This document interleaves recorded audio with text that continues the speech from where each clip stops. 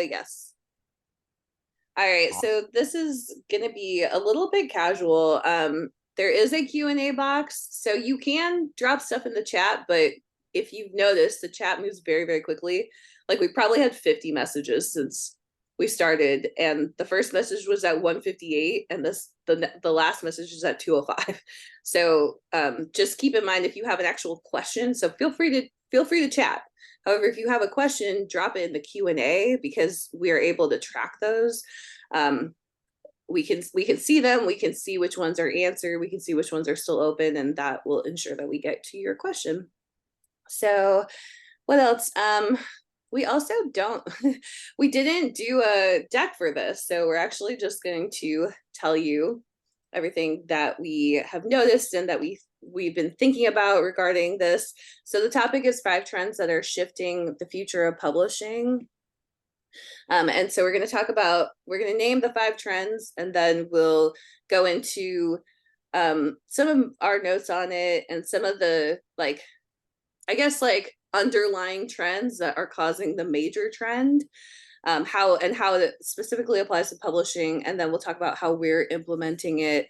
And we'll tell you some of the stuff that we're doing at Writer MBA, and also stuff that we're just doing in our own businesses, whether that's fiction or nonfiction or whatever we're doing as well. And we encourage you, if you want, you can also chime in the chat or in the Q&A about yes, you've noticed this trend as well.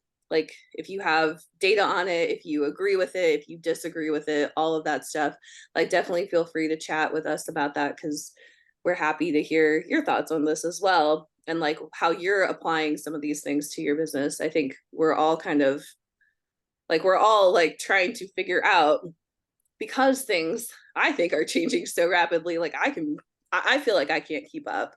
And I know so many of you out there also feel the same way. So yeah, I feel like I follow 100 publications that talk about the future of all of these things, and yeah. I don't. And every day someone tells me something, and I'm like, wait, how did I miss that thing that happened or this thing that happened? Which is one of the things we'll talk about. But yeah, I just want to add in that we did. This is the first time we've been live, I think, since February together. And what we learned, one of the biggest things we learned over the past year was when we have too structured a script, we end up going off it anyway, and we end up doing screen shares and stuff to tell you guys stuff. So this is probably going to be less structured than you are used to, but hopefully it will be more valuable because we're going to be moving as fast as we can to show you kind of what we're doing in our own business, how we're taking advantage of these things. Some things we may hate about the trend, or ways that we're this is the trend, but I don't do that. So, right. So yeah, I think we should just get started. And as Monica said, just make sure I'll monitor the chat. Monica will monitor the chat, but if you have a question, really the Q&A is going to be the best place for you to ask, so that it doesn't get left behind. All right, let's do it. You ready for the first one? Yes. We need a gong or something. I know. We could have had maybe an image that said it if we were. I know. We should. Okay. So the number one is probably not going to surprise anyone. I don't know if any of these are going to be wow, this is so surprising. But the first one is the transition from retailer sales, even exclusive to Amazon sales, to direct sales, and really ramping up over the past year, right? Yeah, I mean, I think it's a thing that's really buzzy. I think for those of you who are going to NINC, which is Novelist Inc., it's a conference coming up in September. I think you probably are going so that you can talk about direct sales with a bunch of people. I know a lot of people are doing website stuff. We have kind of a different definition of direct sales as well. The way we see direct sales, it really encompasses crowdfunding, website sales, live events and signings. It encompasses any way that's not a way on the retailer, or not using a retailer or a third-party platform.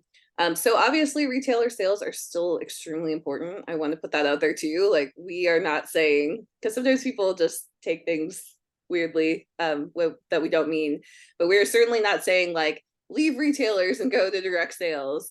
What we are seeing is that people want to keep what's going on retailers and add direct sales as a second thing, and just to give themselves more security. So a couple of trends that are really kind of pushing the direct sales piece. One is owning the customer data. I think that's a really, really big one. So many authors, yeah, like if you're going through a retailer and the retailer essentially owns all your customer data, then you're really leaving yourself open to algorithmic changes. So I think algorithm proofing your business is like a big thing. It's something that is not really stated that way, but algorithm proofing is like, I think, so important right now because these algorithms are changing. These companies, are bringing in a lot of things that maybe you disagree with, like AI is a big one, or maybe you do agree with it, but they're bringing in things that you have very little control over, I think, is the biggest part. Yeah, and I think that I think maybe we should talk about like what defines retailer versus direct sales as well. So we're all going to we all know Amazon is a retailer, right? So then wider than that, then you can be in KU or you can be wide. If you're wide, then you probably know about the 5 big platforms, 4 other big platforms.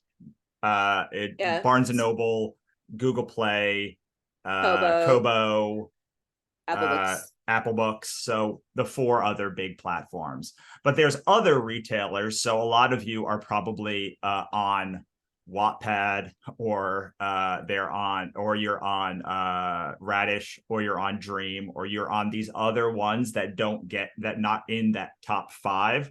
But what we define retailer as is somebody who is in between, who is between you and the customer. And so if you don't have the direct customer data then you are working with an intermediary or a retailer.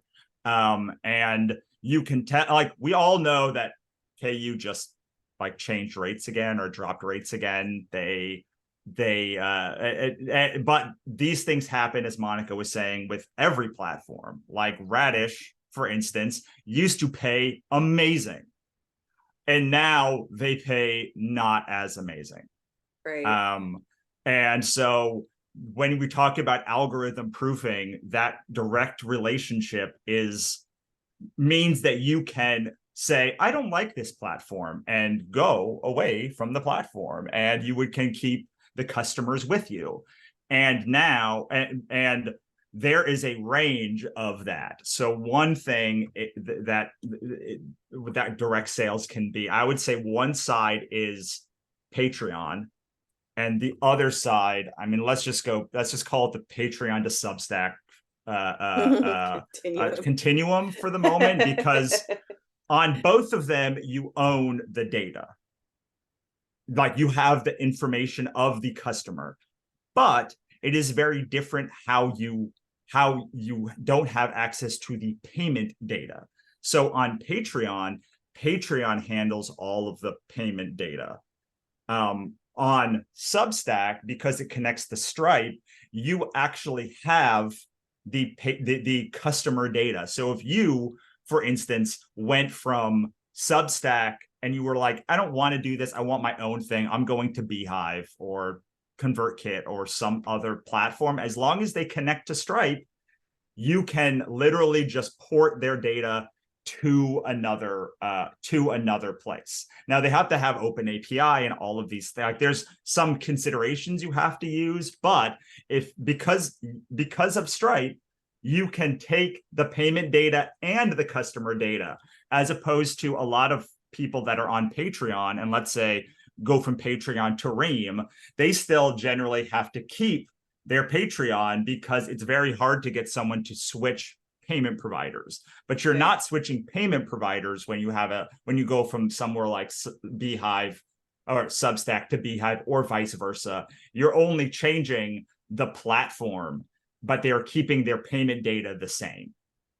Yes. Yeah, I agree. So like in my mind, I think fiction apps, so like you called them platforms or retailers, but like Vella, Kindle Vella, Radish, Dream, all of those are like, they're considered fiction apps and it's kind of separate, but like I still consider them essentially in the retailer bucket because they own all the readers on the platform. Like you don't get any of that data and you are at the whim of not only their payments, but also their algorithms. And so I think that's kind of the two key factors, I think, is like you have another body that is controlling your customer data and your payments. And it's just like, that's actually quite risky. Like most other businesses, it's very weird because like the fiction space is one of the only spaces that I've ever encountered in business that is that's like not only comfortable with that situation, but is also like, this is the only way forward in many ways. And so for many years, it was like, you don't sell off of retailers because retailers are where your readers are. And I can't think of any other really industry where anyone would have been comfortable with that or where that would have been best practice. So we as an industry are kind of behind some of the other industries, like in the nonfiction space, that like coaching or, health, like health products, like love and relationships, so like all these other categories, finance, all these huge categories, we're kind of behind a lot of them because they really focus more on direct sales and always have, whereas we have always focused on retailers. And I think as an industry, we're really waking up just because retailers have been so rough on us. And like the retailer model is essentially like, get all the content, like, and pay really well, then get all the customers and pay like not as well, and like start to squeeze the profits out of like the whole system. And so we're starting to see that with retailers. Nothing against retailers. Retailers are still really important for discoverability and they still have a lot of readers, but we're seeing that there is value in having a substantial portion of our business also in the direct sales area. Yeah. So, and yeah. So there's a question here about, subscriptions like Patreon or Ream would be part of the direct group. So this is where we differ wildly from the literature that is currently about direct sales. Is yes, most people, not everyone, but a lot of people who are teaching direct sales are trying to conflate direct sales into one of 5 categories and saying this equals direct sales. But we consider, I believe it's 5 categories. Again, I really should have written this down. But the first is, one of them is crowdfunding.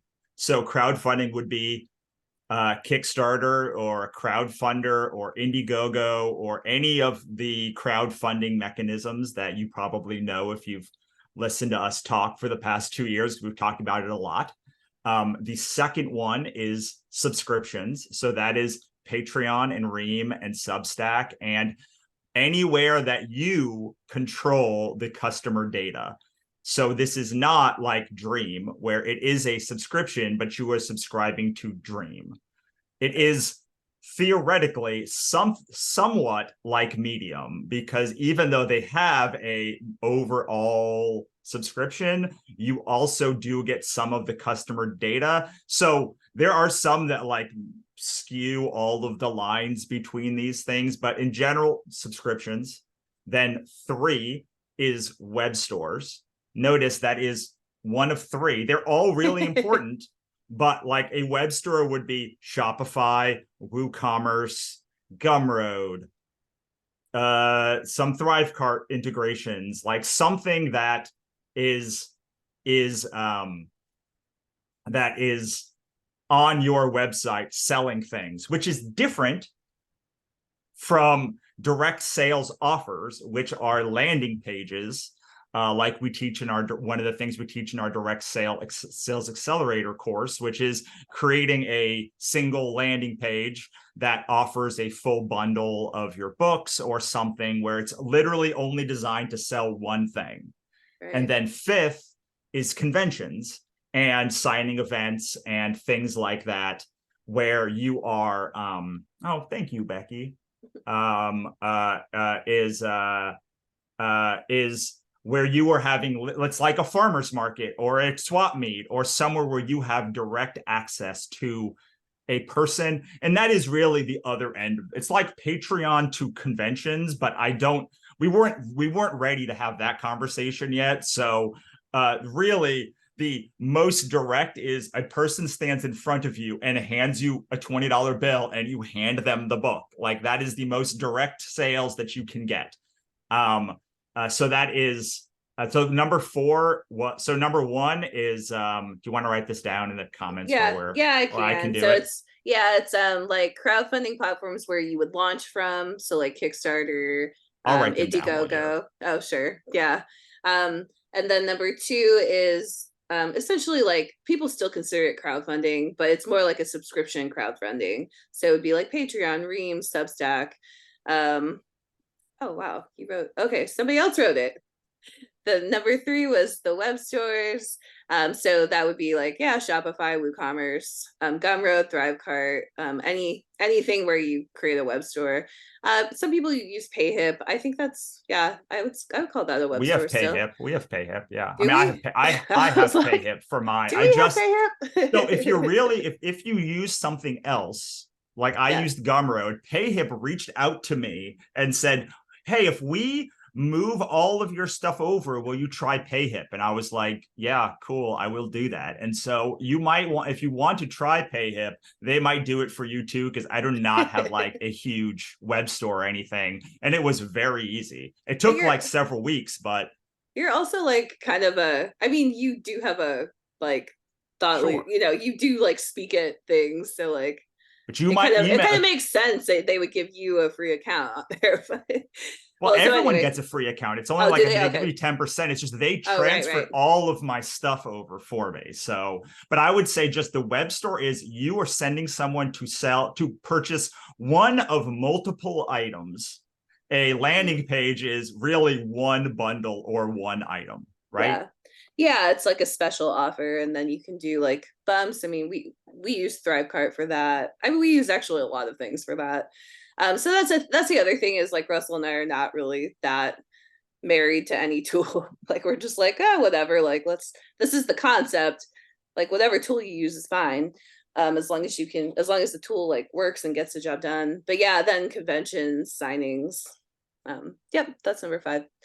So the only other thing that we wanted to, there's 2 other things in this trend, and then we should probably move on. So one is that you're able to develop new streams of revenue, and you can sometimes do that without going wide. You can do it while still in the KU program. That's not the route that either of us take, because we're not interested in KU. But we see people who are in KU that they're not going wide on retailers necessarily, but they are going wide through direct sales, and they're using like Kickstarter as maybe like an early launch, or for like hardcover, like special edition hardcovers. So they're using it in other formats while still maintaining their KU presence. We see people doing that on Patreon and Ream as well, where they're maybe like early releasing stuff to those platforms. Or Kindle Vella or wherever. Well, I guess Kindle Vella, I said, was part of the retailer group. But they're releasing stuff early through early access and then taking it down and putting it into KU later. So there are lots of ways to do that. But I think the new streams of revenue is really valuable, because before it was like, well, you have your ebooks, your print books, and your audiobooks, and then like you had to kind of move into translations. Audiobooks and translations are very expensive to get into, whereas like a Kickstarter costs you nothing to get into for the most part. Like you only have to deliver if it funds. So it costs you nothing to try. Where before formats, if you wanted to develop new streams of revenue outside of ebooks, you usually had to spend money up front, without really knowing like how it was going to go. And it's not like you can just do one audiobook usually.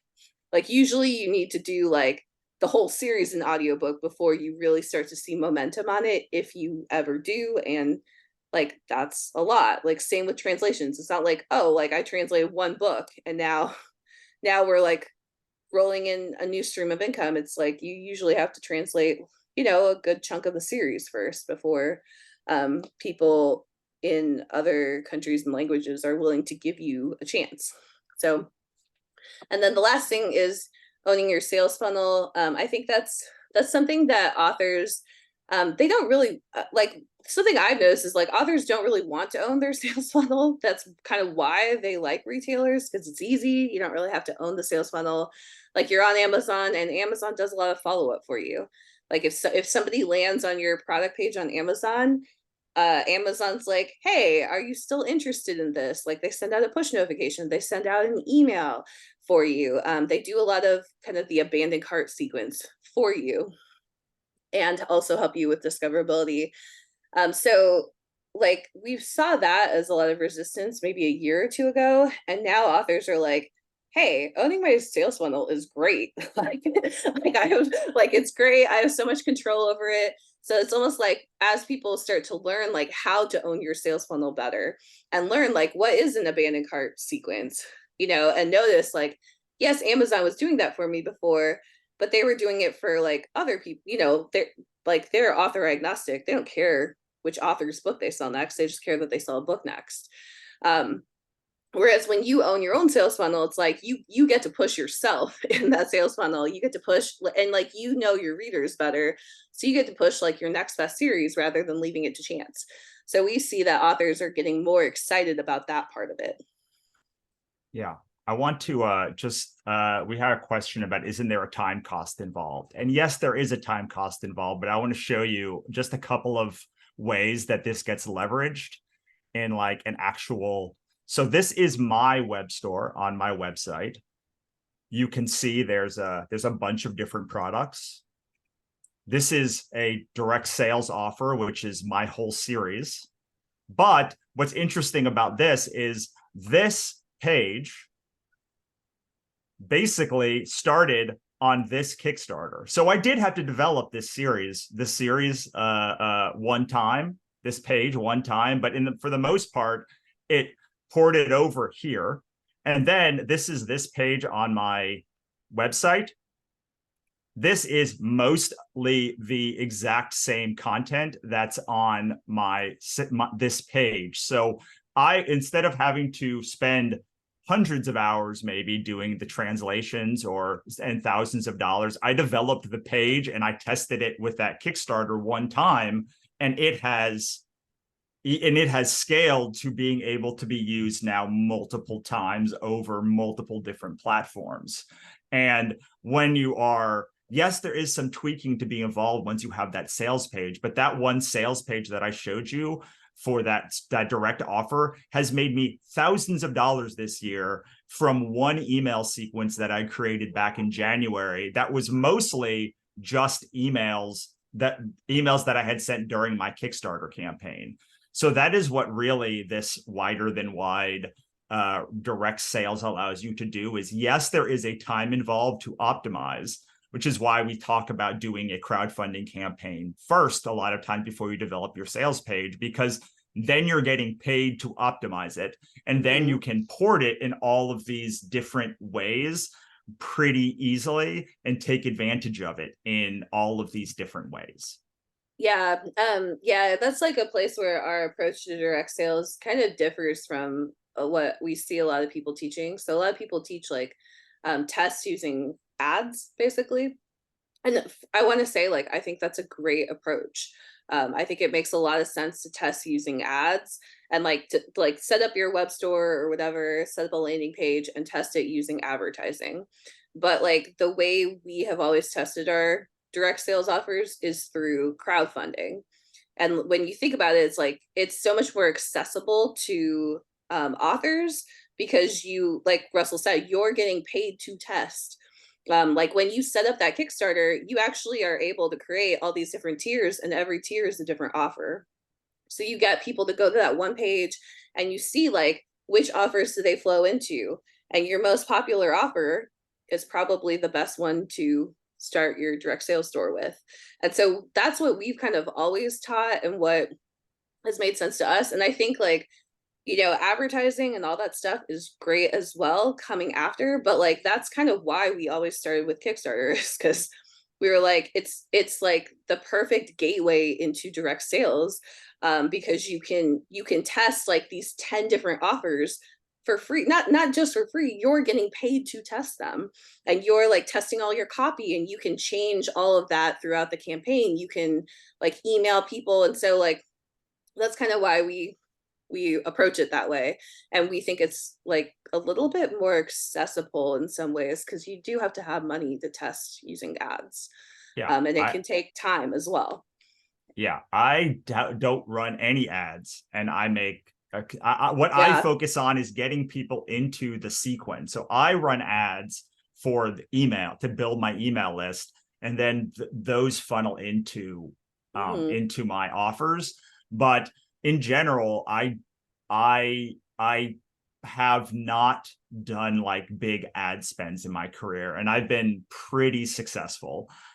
We do have a couple of questions. I do want to just address, we talk a lot about Shopify recently, and like we do not have a problem with Shopify or any platform that you use. We are platform agnostic.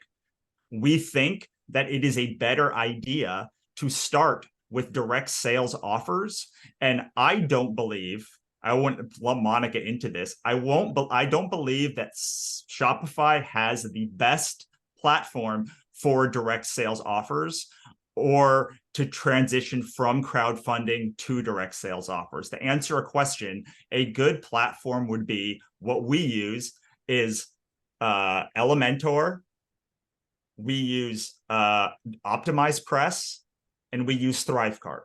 Those are the three places that we use. I also use Themify, but because what we believe as is the best system for authors is about Kickstart crowdfunding to direct sales offers, and then building a web store from that.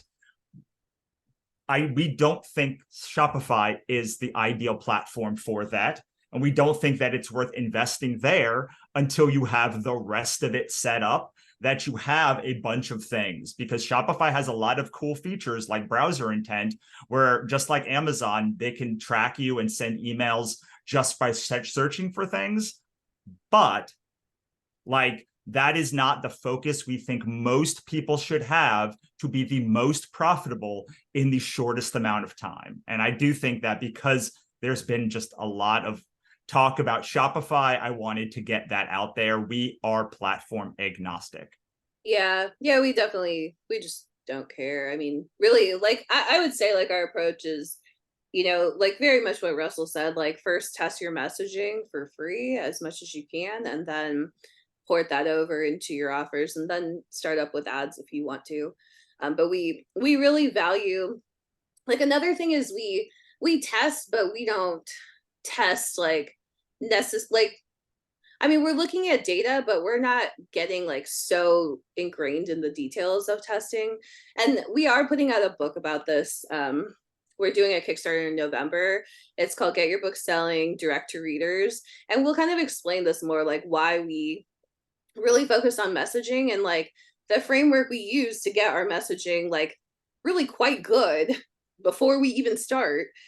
We teach a lot of that stuff in their Kickstarter course and their DSA course too, but it's like if you can get your messaging to like 80%, you'll start to, I mean, you'll get really good results without having to dive into ads, because that can add another layer. Especially if you're not used to doing ads. Like some people are super comfortable with ads and it makes a ton of sense for them to do that. And then there are lots of people who aren't as well, or like who just don't quite have the resources to do that. So that's, we'll move on. Well, there's a bunch of questions about this. Sure. So I want to, can you use it on its own, how to take payments? So we use Thrivecart to take our payments for the most part, or Teachable to take our payments, or but Square.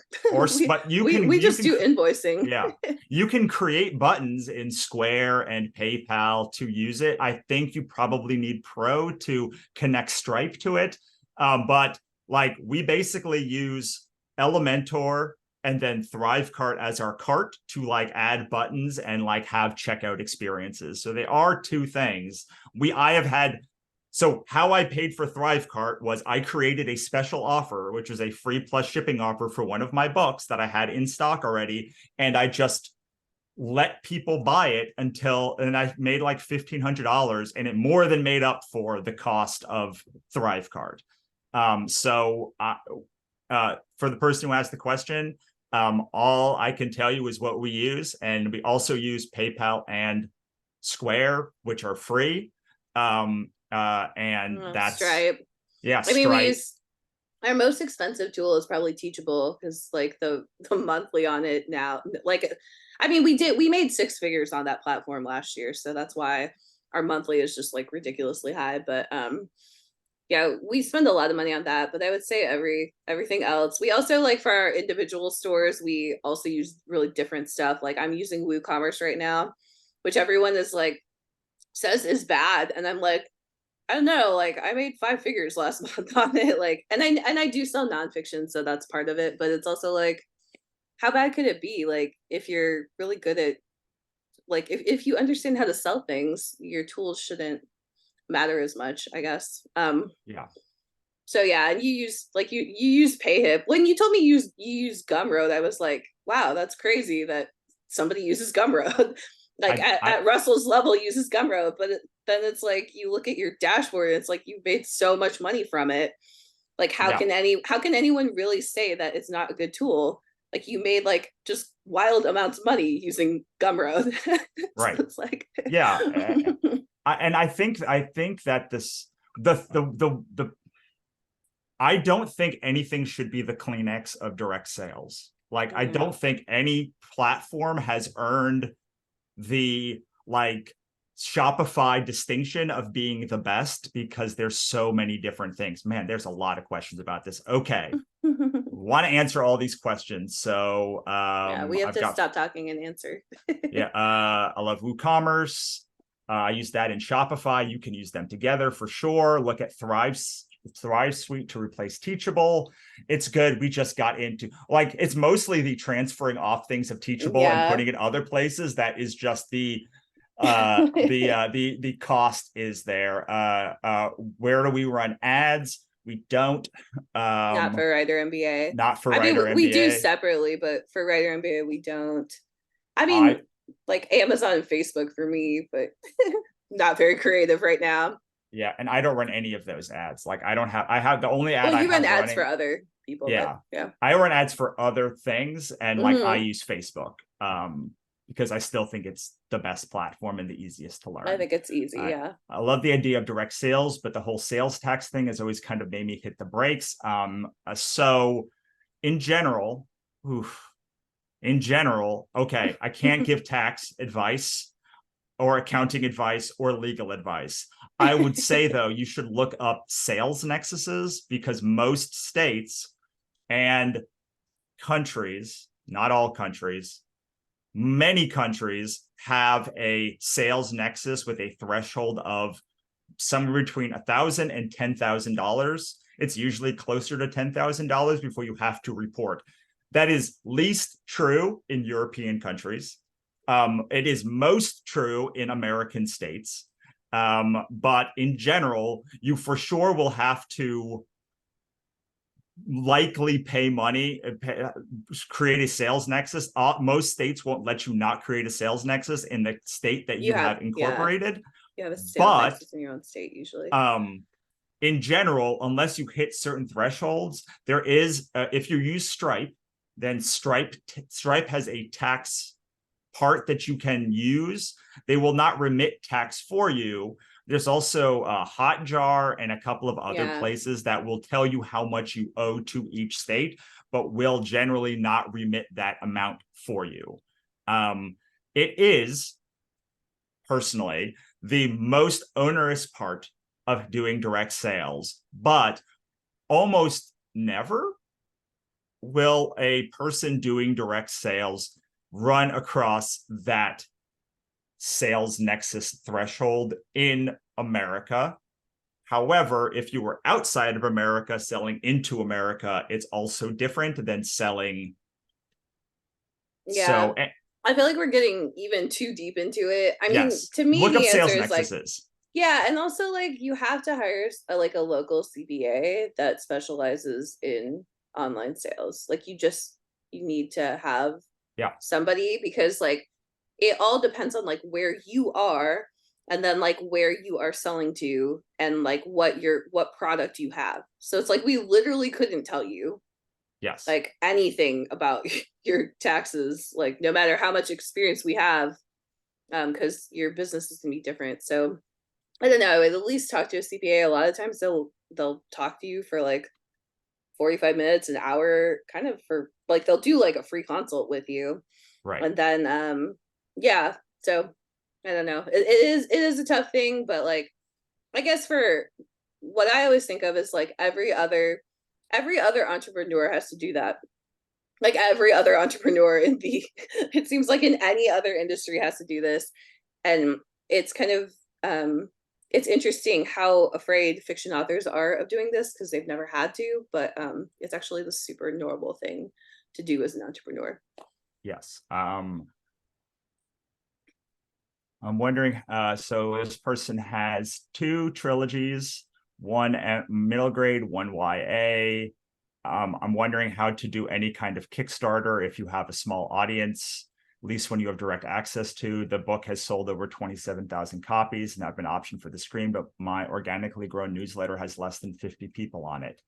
You should start growing your email list. I don't know, like that's not, it's not, Kickstarter's not magic, crowdfunding's not magic. Like you can make money on Kickstarter with a very small list, but like go to Book Sweeps, go to Book Funnel, go to like start running ads, go to I think Word Media now does these things, but like you got to pump those numbers up, man. Like that's my best advice to you. But we do have a lot of people in our programs that have middle grade and YA. There was one that just posted today, a really cool middle grade book that they're doing that looks like it's going to be, I'm hoping it's going to be really popular. Probably some people on this call are going to also who also are a middle grade or YA authors. YA works considerably better than like middle grade, I think, on Kickstarter because adults buy YA for themselves. But and especially depending on the genre, like there's just so many things. But the long and the short of it is like if you want a direct sales career, you have to be focused on your email list. There's no other Yeah. option. Yeah, I think you have to own the customer data. I mean, you can also like borrow other people's email lists. So, I would also recommend, since you're talking specifically about Kickstarter, I would recommend joining Kickstarter groups. For example, there will be other people that are willing to trade or like swap with you or put you in their newsletter or that sort of thing. And so I always call that LOPA. I probably didn't come up with it, but leverage other people's audiences. So you can do that too. You can like definitely I agree with Russell, like have an email list. Also doing a Kickstarter will help you build your email list. So keep that in mind. I mean, if you only have a $50 goal, then and you're trying to just build your email list somewhat, like that's like you'll probably succeed wildly above $50. I don't know how much Right. above $50. There's one other one in here. We're not gonna answer that sales tax question. That is way too precise. Go talk to a CPA. Yeah, you have to Sorry. talk to a CPA. Okay, so we're gonna move on to the second trend because we have spent like 45 minutes on the first one. And we'll start going a little bit faster. So trend number 2 is distance to presence. So we're seeing this definitely in the nonfiction space, but also in the fiction space, where before there was like really a confidence in asynchronicity and asynchronous relationships. So lots of like social media, lots of yeah, just lots of like newsletters, lots of people were comfortable being readers on Amazon and like finding their favorite authors. But now I think there's, and probably in great part because of the pandemic, people are really craving more of experiences and more connection just in general. So I think people are more interested in meeting in person. People are more interested in getting to know each other. People are more interested in being part of communities, even if those communities are online. So we're seeing, especially in our business, like people are less interested in like buying a like completed product that is, asynchronous, that is self-study, that is like, I don't know, just like files. Like people are kind of like less interested in buying like files, I guess. They're more interested in buying experiences. So like one thing that we're doing is we're doing the Future of Publishing Mastermind. It's our event coming up in February. We've also both we're going to be opening up our consulting in Writer MBA. So we're both just kind of opening our calendars because we're just finding people, they really just want to talk to us more than they want to like buy a course about Kickstarter. Not that like people still want to buy courses about Kickstarter, but they also want that consulting aspect or like that conversation to be happening too. I think a lot of it is they want accountability. People want like one-on-one. They want the accountability of having something on their schedule.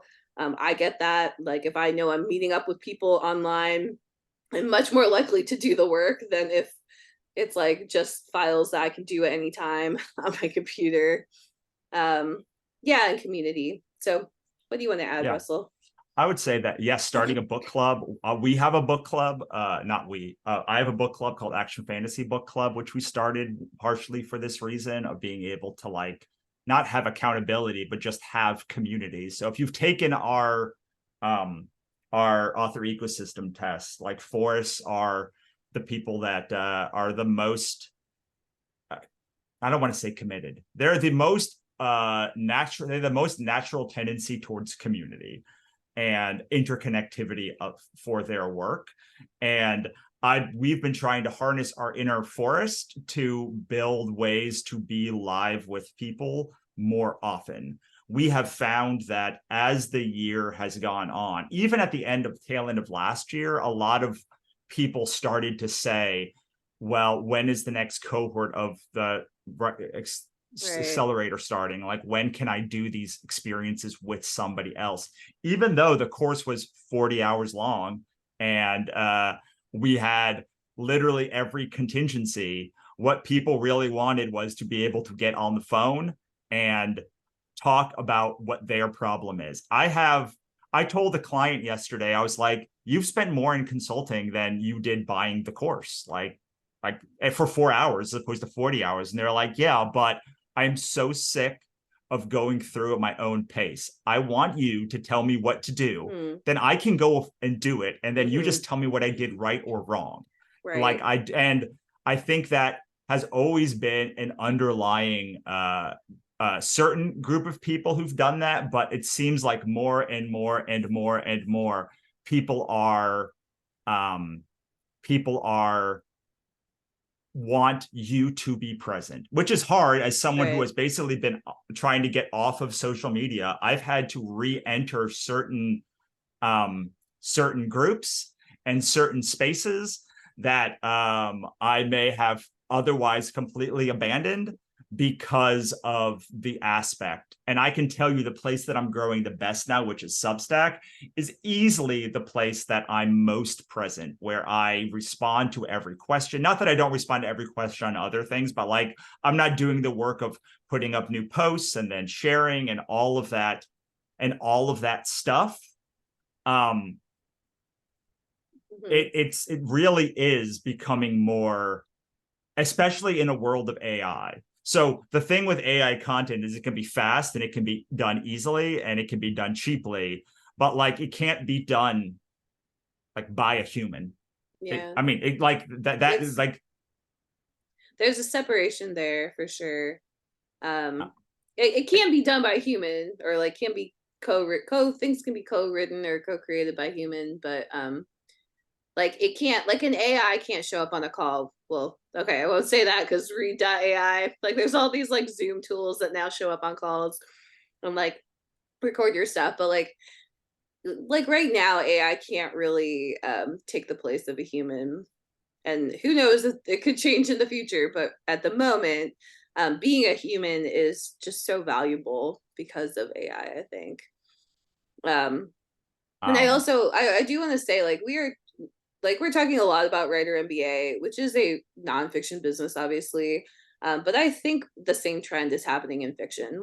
Like, readers are just not as interested in like following you as an author on Amazon. Like, I hate to say it that way, but it's like they're, they are like loyal to Amazon. They're not really loyal to specific authors.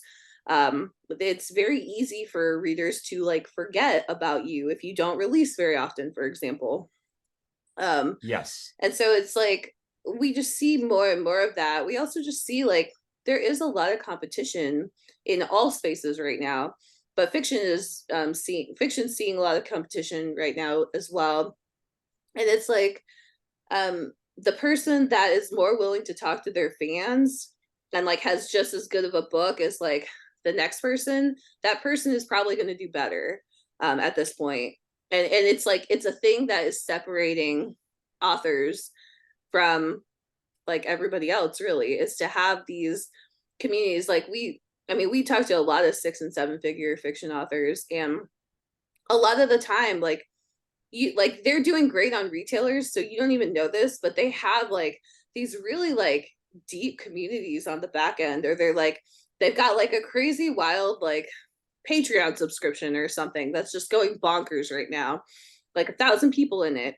And you just see that all the time. Like every time I talk to a 6 or 7 figure author, they have like a strong community or like fan element on the back end.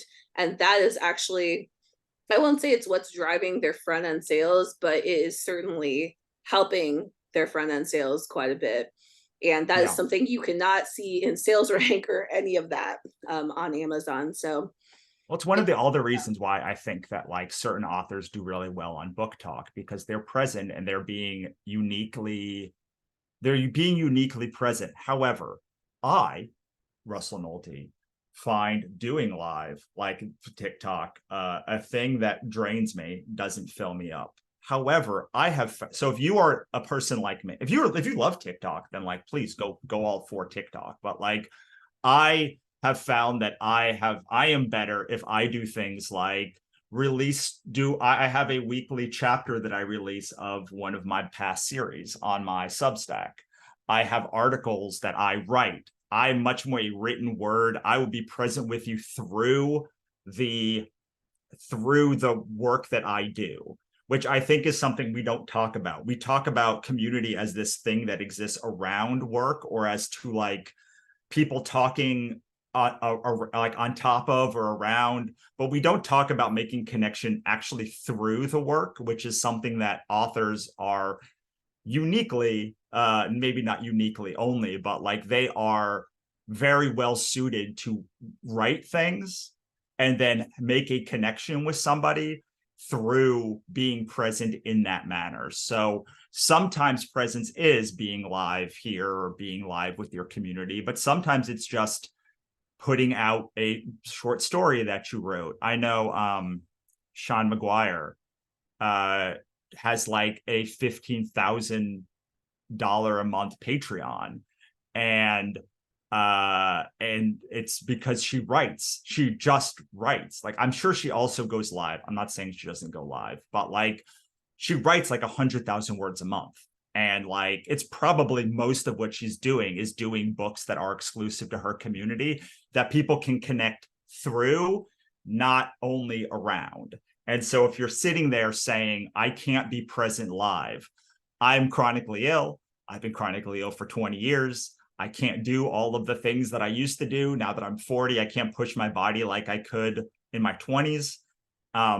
So I have to find ways that can be nourishing to my audience and nourishing to me. And I wanted to make sure that we talked about that. It's not just about being present and also being present in the same physical space. So one of the reasons that we decided to do our conference was to get people in the same physical space together. And you can do a lot in the physical, in a small time in the same physical space to build that bond. So there's a bunch of authors that we know who have their own reader events. There's their own conventions, or who go to places like, I go to San Diego, I go to WonderCon, I go to 20 Books, I go to some of these conventions, and a lot of that presence that you might not do every day can be mitigated or can be felt by doing a smaller amount of in-person connection. Did you say that's accurate, Monica? Yeah, I mean, I think I think one of the reasons why people have distance and why like people like distance business models from like the perspective of your like fulfilling the promise is that it creates like a boundary, right? Like it creates a very comfortable boundary of like, you don't really have to talk to anyone. Like it's a really great introvert type of thing. But I mean, I think finding ways that are within your personality and within your comfort zone, or maybe a little bit outside your comfort zone, but not wildly outside your comfort zone, those things can go a long way, I think is what it is. So, I mean, we've both had to, last year we did a ton of launching, we did a ton of conferences, and we both had to say, like, we need a little bit more distance. So because of that, we have to figure out like, how are we going to have those connections and continue building those connections with people while also making it work for like ourselves and our health and our families and like where we're at in our lives and careers and all that stuff. And so we've, it's been experimental. I don't think we've done it like perfectly. We've kind of like, I know I've like kind of dropped the ball on like being more present. I would love to be more present through like calls or whatever, but you just have to kind of play with it and figure out what works for you.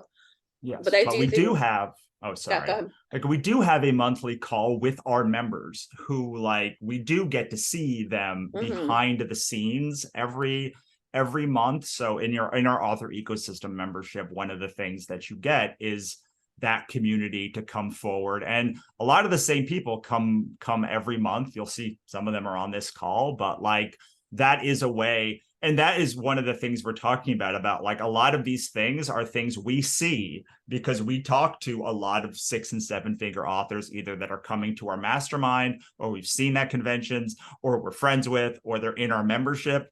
And they are saying a lot of the stuff that they're doing is the stuff that we talk about, but they're not seeing.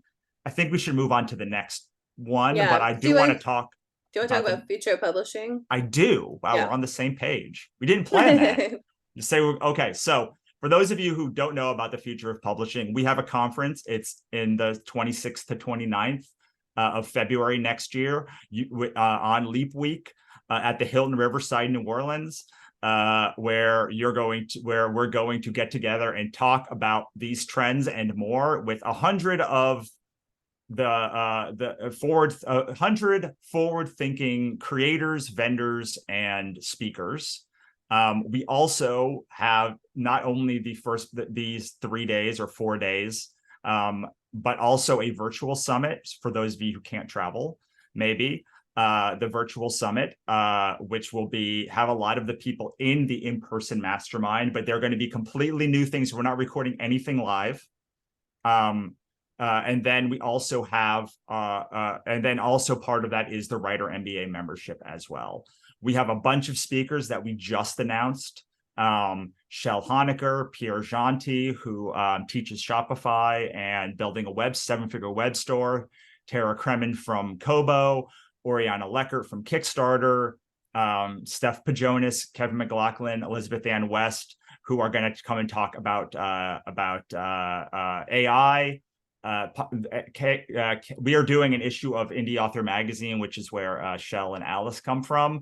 And Kevin was the guest editor on that issue. Elizabeth and Steph run Future Fiction Academy, which talks about how to use AI. We're going to be at this amazing conference center right on the water with catered breakfasts and lunches. It's organized by Mel and Tadra, who run Nink. And then we've got a bunch of really cool authors that we talked about who are already coming. The advantage of the mastermind is that most events are to talk to you like this, like we're mostly talking to you. Whereas the mastermind is set up to be everyone talking to each other. So we're going to be in small tables. We're going to have small group conversations where everyone's going to be able to talk about their biggest challenge and hopefully break through all of their goals. We're going to have roundtables and vendors. We are going to have a couple of speakers, but most of this, the reason why the attendees are so important is that they're going to be the ones that are really going deep with you on your business. And so if you recognize any of these names, they're like some people are probably on this call. I think I saw Aaron before, but like some of these are a lot of people. Ella runs Author Like a Boss. Aaron is from Wide for the Win. Jennifer's a 7-figure author. Sarah runs PB90, which is one of my favorite mindset and productivity tools. And Heart Breathings. She has a YouTube channel. Yeah. I think it's over 75,000 people now. Jennifer Hilt from Trope Thesaurus, Nick Nelson, Melissa Storm is a 7-figure author. Like Claire is Enneagram coach. Enneagram stuff, yeah. Yeah, and these are we've only announced half of our I feel like we should say that. We've only announced half of our people. It's like a third of them or something. You're right. Something like that. Yeah. So if you if you want to say anything else about it, well, before we move to the next one. Yeah, but I can't remember, so go ahead. Yeah, no, that's it. Just go to writermba.com. If you choose this middle pricing, we'll talk about that later. But apply if you're interested. I think it's going to be a great time. Like these are some of the most, not only the best people in the industry, but some of the most fun and exciting people to talk to as well. Like I am so energized whenever I talk to any of the people that we just talked about. Yeah. I think it's I think it's really exciting in that, this type of conversation that we're having here about like how the industry is changing and how it's changing so rapidly and what are the trends and what are the sub trends that are kind of driving this. I think a lot of that is stuff that doesn't always happen at these conferences, or that happens kind of only if you know people well. Like it doesn't happen on the stage. It happens in like dinners and like private conversations. And so that was something that we really wanted to do as well, is just say like, look, a lot of conferences, like, because like everybody here is it's kind of like not in the center of the market of indie publishing right now, because the center of the market of indie publishing is still really focused on it is still focused on retailers. A lot of it is still focused on exclusivity, and none of that is bad. But if you're interested in exploring like these kind of outer circles of content, I feel like it's a little bit hard to do that at some other conferences, because they've got to aim for the center. They've got to aim for like the beginner to intermediate author. A lot of the times, like probably a lot of people on this call are a little bit more advanced if you're thinking about these trends and like how the future of publishing is changing. And so I think that if you're attracted to like the topics that we're talking about and want to have more of these conversations, like this is what we're trying to bring in terms of the future of publishing, and in terms of making it a mastermind and just making it a little bit more collaborative, while also trying to really bring like some of the best people, like people I think are the best people in the industry, who are really at the forefront of thought leadership on so many of these topics and so much of this conversation. So it's the future of publishing mastermind.com if you're interested. And you can do you want to talk about how they can, if they are interested, they can talk to you directly about so it? I put my I put my link up here before, but if you go to writermba.com/Russell, you'll get directed to my consulting page, and I'm doing half-hour consults for free with people on Wednesday afternoons that we can talk about the future of publishing, or the author ecosystem membership that we'll talk about in a little bit. but yeah, like reach out and we're happy to talk. We found that most of the people that are most of the people are unclear about like how life-changing it will be for them. And then once we kind of get into how we actually like what is actually going to happen, about 100% of the time, they're like, oh, I have to come to that thing. Yeah. Yeah, it's definitely, I mean, we're really, really excited about it. I don't know if I mean, we're trying to keep it cool on this call, but yeah, we're super excited about it. I think I mean, it's definitely going to be like an incredible experience. And we have, I mean, well, we have the best planning team. We have the best, I think the most exciting content because, well, because we love direct sales and wide and all that stuff. So of course we think it's like the most exciting content, but then we also just, I think, have like the best attendee list. And like we haven't even announced like most of the people and most of the stuff that's going on. So we're super, super excited Yeah, about it. absolutely. You can see some of the people in the comments are like, I'm going to, I'm going to. And I'm like, yes, we will be announcing a bunch more people. It's going to be awesome. Yeah. And also awesome, we should go to number 3 Yes. Yeah, we're because as tight on usual, we're time. behind. I know. Okay, um, so yeah, go ahead. no, you go ahead. I'm going to All write right, it when you say it. sure. So the third trend that we're seeing is shifting from backlist to subscriptions. So we'll kind of explain. Well, I'll explain what that is. Basically, on it's kind of goes with retailers and direct sales, but it's a little bit more specific than that. I think that authors like the narrative in the author space, which I think is true. I think it's still true to some extent. It was definitely true like 3 and 5 years ago, is really that your money's in the backlist. And so like your money still is in the backlist. I want to be very clear about that. But we're also seeing that, you know, it used to be like, oh, if you could get to like 20 books, you'd be a full-time author. Or if you could get to, like when I first started, it was like once you have 5 books, you're making full-time author money, was kind of the best practice, is like you should have 5 books in one series, and now you're making a lot of money with it. And then probably like 2016, 2017, that kind of shifted to you need 20 books. I mean, we see people who have like 50 books, 100 books, and they're struggling now. And they're kind of doing everything right, but it's not producing the same result, or like it's not producing the same result as it was before, or like they're kind of like almost not even getting off the ground fully even. And they just keep kind of trying, and it's really hard. It's really heartbreaking. Yeah. And I think so. I think what we see here is really like the idea of subscriptions, of lengthening the amount of time you spend with a person. Something that the most amazing person ever, Michael Evans, he's the founder or a co-founder of Ream, said to us back in May or something, where I was like, whoa, that's mind-blowing. He runs Ream, which is focused on doing subscriptions. But what he was saying was basically like, authors don't even realize that every retailer is still a subscription. You just don't have control over your subscription. And I was like, that's very true. Like you're literally trying to get somebody, like you start to try to get them hooked with one book, and you're literally doing everything you can to get them to buy that next book, and then the next book, and then the next book. Except a retailer is not set up to actually get you to get that reader to subscribe to you, but you're still running a subscription business in theory. And like, if you think about it, like one of the most prominent business models in the last 5 years is like kind of this KU business model of like, you write 12 books a year and you have a release every month. And like, Amazon just kind of manages that. Like, what does that sound like to you though? Like somebody's paying $5 every month to you, and that's how you make your money. That sounds like a subscription to me.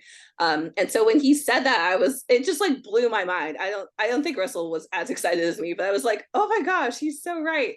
Like we're all trying to run a subscription business, and we have almost no control over that subscription. Like imagine trying to run a subscription business, but you have like no payment data on it and like no way to contact the person to get the payment data. Like that's literally what we're all trying to do on retailers. And so yeah, I thought it was like fascinating.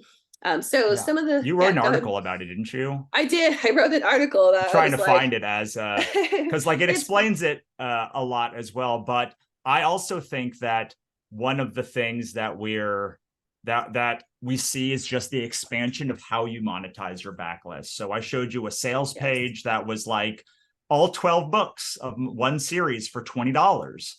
Um, or like instead of or a series plus another series, multiple series together, or like being able to like do cross sells and upsells and expand just the things that we like. The backlist is something that has always been a profitable piece of business, but I don't think, aside from just writing a new book in that series, there's been a ton of ways that people have monetized that backlist. So we see a lot of people doing comics now for their series or RPGs. And when they run those campaigns or when they launch them, guess what gets a huge bump? Their backlist series, or they're able to like run a huge Kickstarter, not just on the book, but on this, not just on the RPG or the audio, whatever the thing is, but they're expanding in ways to try and monetize all of this stuff that came before it. Like I have all of these books. None of them are on Amazon because I make all of my money direct. Well, some of them are. These ones are. But it's most like of some them of them are. aren't. And a lot of the money I make on my backlist is through offering them through Kickstarter and also offering them as part of my membership to people. Because these are books that don't necessarily sell well, like by themselves, but they do add value. And I think that, yeah, there's more to go with what we talked about before about presence. Having a backlist also gives you presence direct and gives you presence in a lot of other ways that that you're not necessarily thinking about being present now, whether that is through Patreon, or it's through Kickstarter, or it's through a web store. Just the ways that you can now take that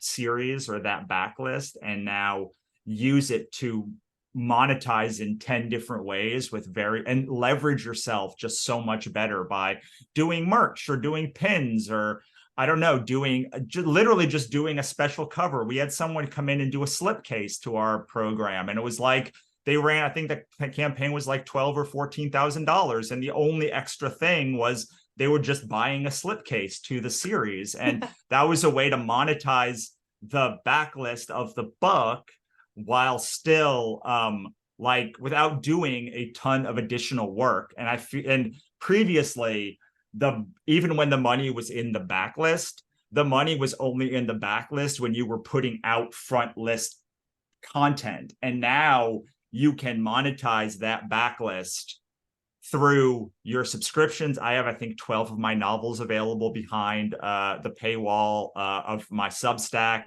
I see people that have the same thing on Patreon or on Ream. There's just so many ways to, and not only that, but like expanding it out to a book series that like is wide, that like has never been on, if you're a romance person, Radish before, or somewhere else where like you can take these things that you've done in the past and they can at present do a lot more work for you than you've ever been able to do before. Yeah.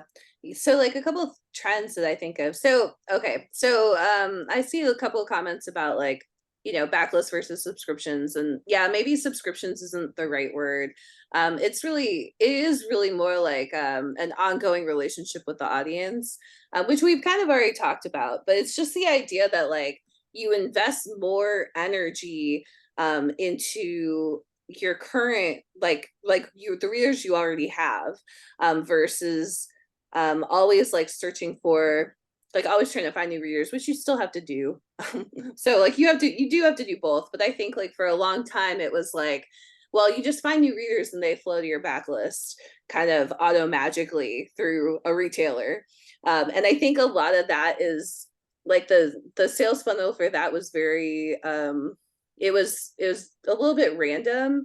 And like, even if it's not random, it's very algorithmically, like it's very based on the algorithms of that retailer, which change all the time. And so you don't have much control over it.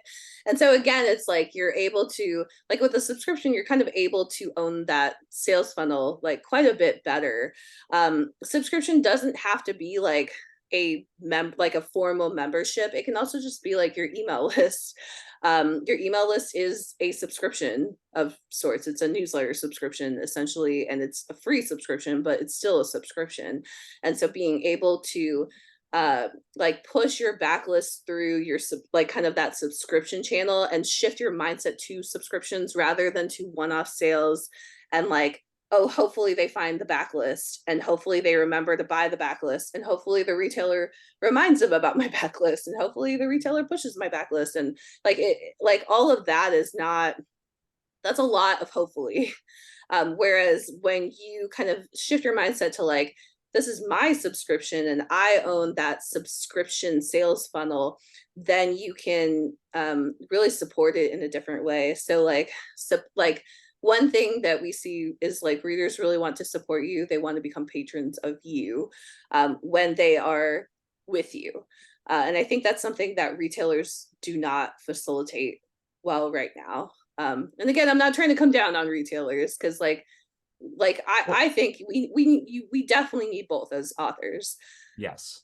I think that this is a good time. I'm going to go on the rant that I usually do about the 5 people, because I think this is really instructive to like how retailers work, because like we love retail in the same way, like, and not the same way that like we are agnostic on Shopify. Like we love retailers. Right. Yes. We think that retailers are the best way to find casual fans and then funnel them into super fans.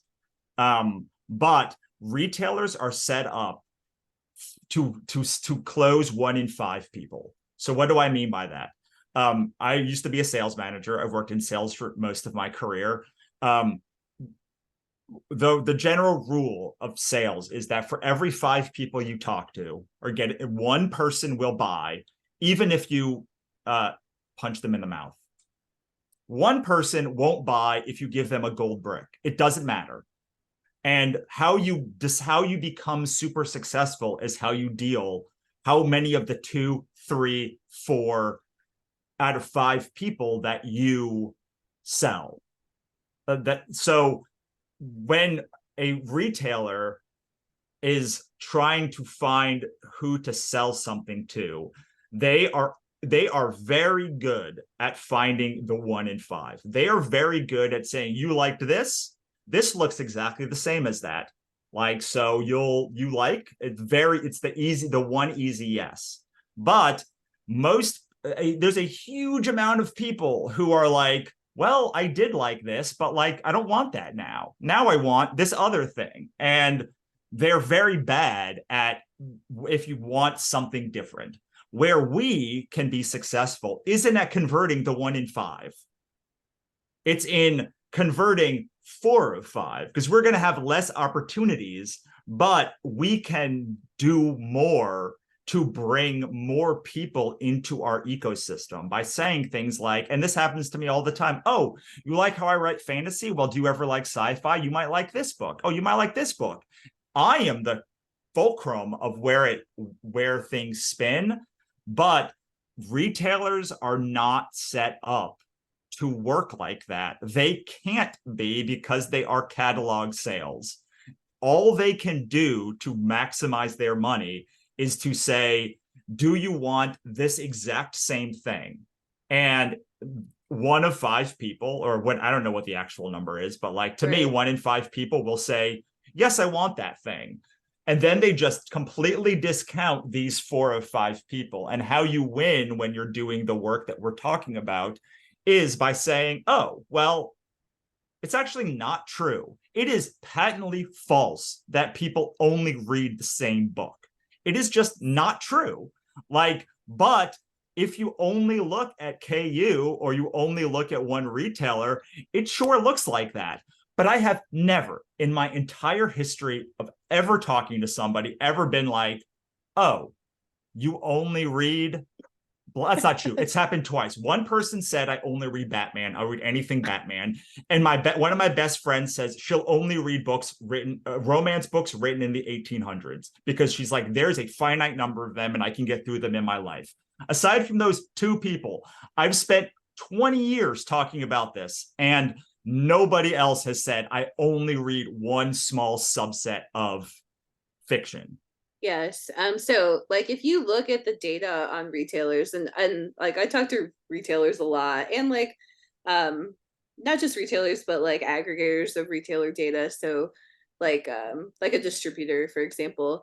But when you talk to them, they're like, the data that we see is that, you know, a reader who reads on like Barnes and Noble, and they read, you know, like Russell was saying, like Regency romance, they like, that's all they read is Regency romance. And it's like, we all like intuitively know that that's not real. Like, it's just that on that particular retailer, all they have read is Regency romance.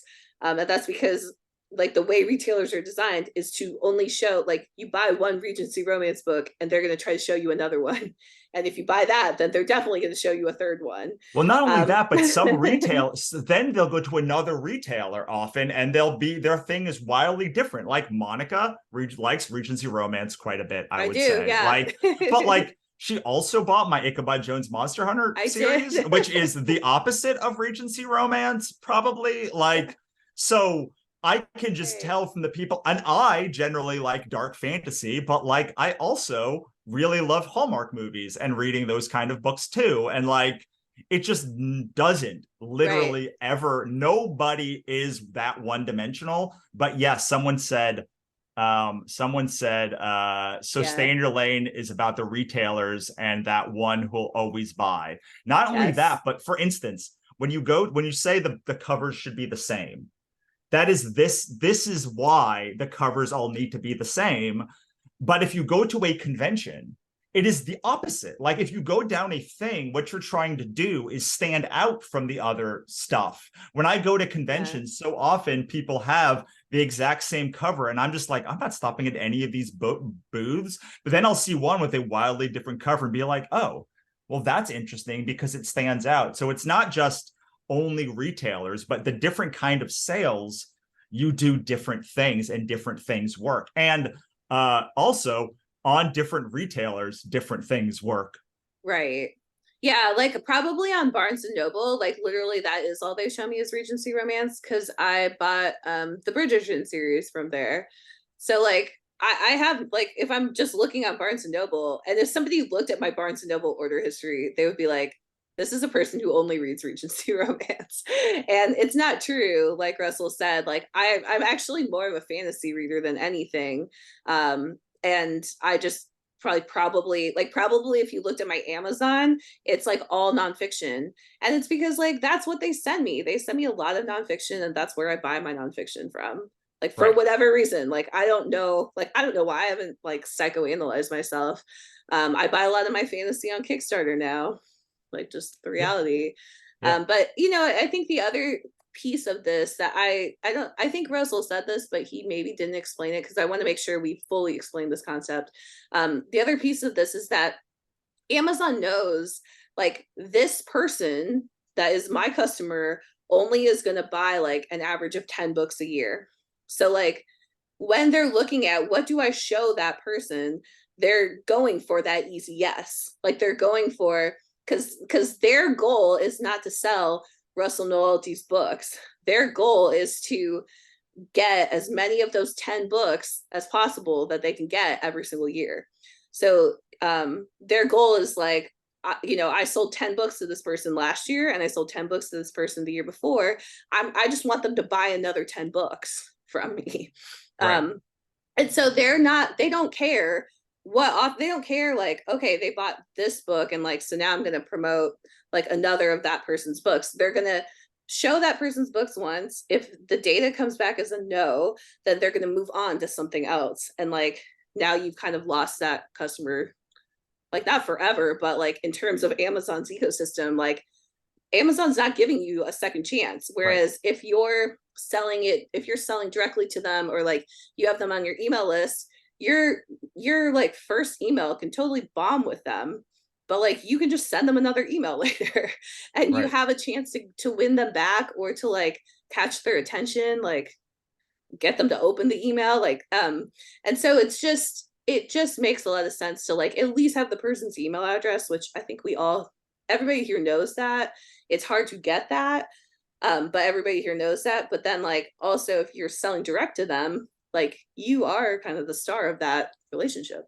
Yes. And so this is also why if you that you could bid 3 times more than somebody else, and if that other author has a way better click-through and buy rate, like you might never get your thing sold. You might never get those ads to start because okay, so there's a bunch of questions. I want to make sure that I say this because when you say covers should not be the same, you mean in the genre, right? I am not saying that. Like, I think if you're doing catalog sales, like retailers, they should look the same. Like what I'm saying is that the reason why you say all covers should look the same is because of that 1 in 5 mentality. The covers in a series should be cohesive regardless of whether you are on Amazon doing catalog sales or direct sales. But when one of the reasons we tell people to have special edition book covers that are different is because just because someone read a book, like a lot of what they're doing when they're looking at Amazon is signaling. They might not even like the fire girl with the fire and the purple background. They just are like, I know this is the same and I'm going to buy it. Right. But like what they really want is some vastly different typographic cover or some other thing. Like this book has a great cover, but it did not really do as well when I tested it in ads, because like it's not what looks like YA fantasy. This doesn't look like YA fantasy. So it's a core, yeah. But it was a core audience book that really, really, really did well and people responded to. So that is what I mean. That is why like retailer sales and you probably want a different special edition cover, convention cover, just because they're different functions. All right. I think you need to still be somewhat cohesive. Yes, I agree. One thing is that writers tend to be voracious readers. We're not typical readers, but we may represent a huge percentage of book buyers. This is true. One thing that is very that writers get wrong at the beginning is thinking that their taste represents the taste of the market. That their super, super weird taste is going to resonate with like everyone in KU, because most readers are less weird than most writers and their tastes are less esoteric than most writers. They just want like a normal book that like doesn't veer too much off what they expect. So I do think for sure, like in some respect, we have to think of that. But on the other hand, I just think that like I read all sorts of books. My wife is not a writer and she reads all sorts of books. Like everyone I know who's not a writer reads all sorts of books and watches all. And even if they only read one kind of book, they then go watch Marvel movies, even if all they read is sweet romance. And I'm like, that is not the same. Like their tastes across some of my friends who do that are then like only listen to podcasts about like true murders. And I'm like, your tastes have to be different because you like across formats, they're not even the same. Yeah. I mean, I think a lot of these comments and questions, it really comes down to like a lot of what publishing best practices are for retailers are correct, right? But as the publishing industry moves into more direct sales and subscriptions and all that stuff, like other things that are outside of those best practices for retailers can also work, I think is what we're trying to say. So like like a cover that's kind of weird, that cover can work on Kickstarter really well. Or like even a book that's really weird, like maybe a book bombed at retailers, like it can make a ton of money on Kickstarter or in a subscription or on a web store or whatever else, because it's kind of a different type of transaction that you're having with somebody that's like quite a bit more fan based than it might be on the retailer. So like all the stuff that, because like that's always the pushback that I get. Like anytime I say anything about this type of thing, it's always like there's people who are very successful and retailers who are like, you are wrong. And like, I know I'm not wrong. Because I know like the best practices on retailers are the best practices on retailers. What we're trying to say is direct sales is different. In that like lots of stuff that's on retailers can still work in direct sales, and lots of stuff that doesn't work on retailers can also work in direct sales. Right. That's really how we see it. Yeah, it seems like it's very transactional on retailers.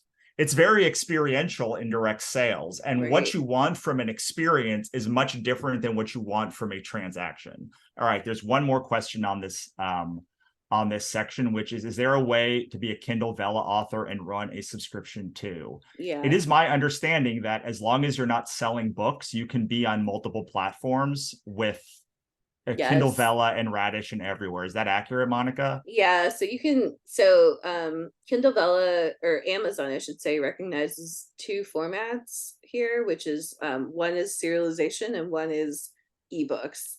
And then they also recognize print and like other thing. But their goal on Kindle Vella is they're fine with you serializing on Kindle Vella and serializing on other platforms like Patreon or Substack or whatever. They want it behind a paywall, which is fine. You probably need to be writing something else.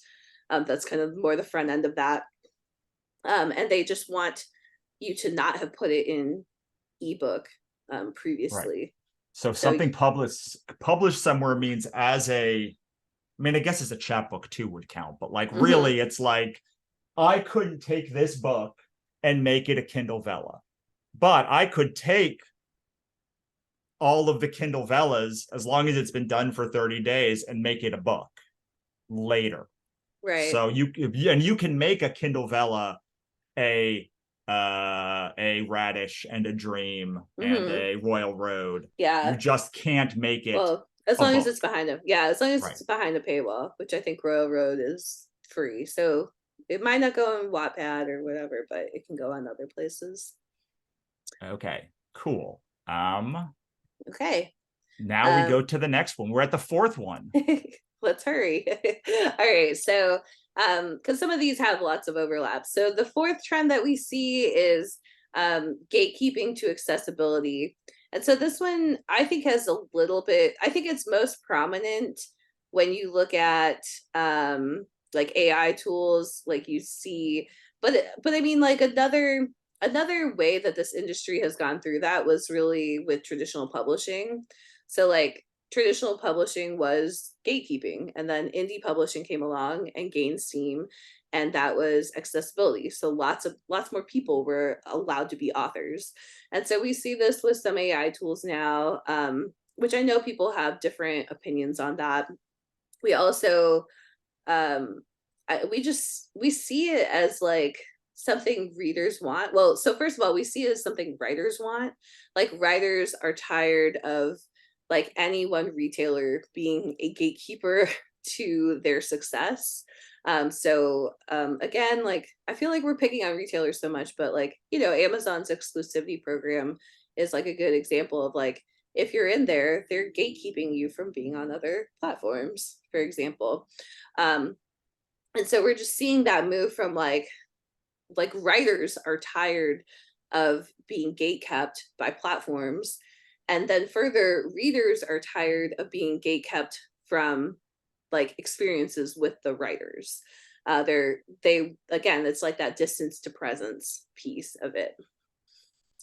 So what else should we say about this? I think the only other thing to say is one of the, like, we are seeing a lot more people say, our readers volunteer, are you on Dream? Are you on Royal Road? Are you on these places to authors than I think we did a year ago.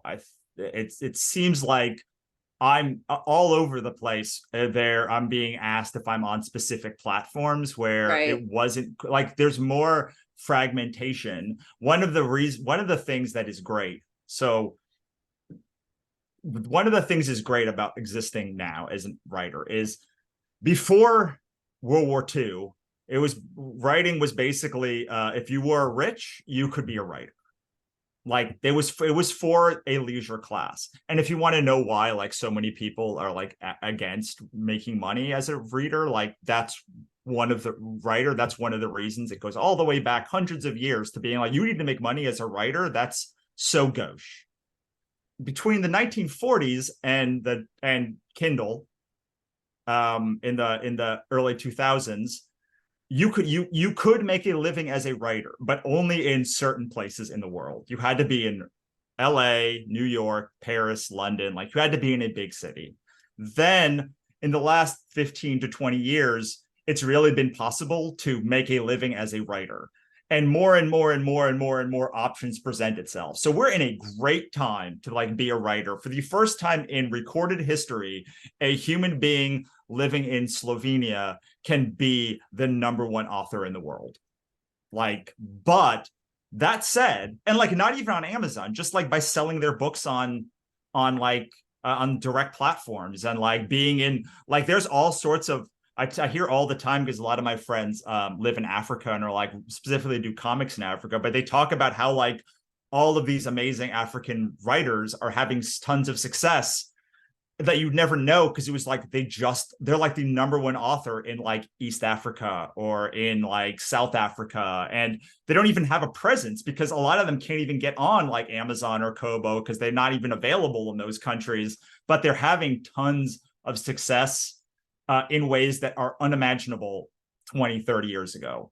That said, it means that there's a billion options, and we as a community have to get much better or need to get much better at figuring out how to chop these up in ways that work. The strategy that we talked about for direct sales and then convincing it with retailer sales, like it is a framework that makes it understandable. But inside any of those, there's 50 or 60 or 100 that we did not talk about. In comics, there's one called Zest World.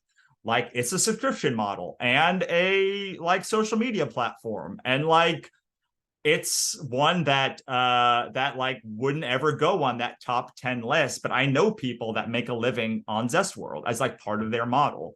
It also means that what we're trying to do is build a pie that we have to make different every month or every time. Like Scribe Count hasn't always been like the most stable platform that has ever existed. But one thing that they really, I think, brought to the forefront of authorship is the pie and seeing every month how that pie can work and change and move and make and be different. And you within a year, you can see people be like and if you go to Wide for the Win, I know there's a lot of this where like you can just see a year. It's like, wow, this beginning of the year, 80% of the revenue was in KU or was in Amazon. And by the end of the year, like Amazon wasn't in their top 5. But like it takes this intentionality to say, there are these things. I want to have a web store. I want to have direct sales offers. I want to have crowdfunding. But all of that doesn't matter because nobody is buying the platform. None of you on this call, like, I don't think care about the platform, whatever the platform is. Like I could be like, this new platform will give you the transformation that you want. The transformation we want is to not even be successful authors. It's to be in control of our careers. And all of us want the magic bullet to shoot. And that is why a lot of people say Shopify or Kickstarter or Patreon is the magic bullet, because we're all looking for the magic bullet. But the truth, the book that we're making and the case that we're making and the reason we created the author ecosystem and all this stuff in the first place is because there is no magic bullet. There is a bunch of pellets that you can shoot from a shotgun and together they can take down a rhino. Oof, I don't want that. I'm going to take that back. I don't want that to be in there. You just went That's on a terrible. safari. That's terrible. I don't want that. Like they can make a career, but right. whether it's Substack or Kickstarter, like I made $90,000 or something on Kickstarter last year. It wasn't even half of my income from last year. You know, it's and I don't know one author who's really successful that makes their money in one place, and definitely not makes their money in one place year over year after year right. after year after year. The magic bullet is really the versatility to mold and adapt to the conditions on the ground. And that, I think, is, if anything, what we're trying to bring to this is all of these strategies are how you can be malleable to conditions. Like it might be today, Shopify is amazing, but like Shopify might tank tomorrow. Substack might tank tomorrow. I don't know. I've been in plenty of platforms that were going great, and then like Radish cut like payouts by 90%. Yeah. And you're like, what do I do now? And it's like, if you have access to the data, if you understand the principles of, oh, well, there's 3 conventions next month. Like I could just hit all of those and make the shortfall while I'm going to put together a direct sales offer that's going to run for the next month because I need to like pay off I need to like a new sink or like whatever.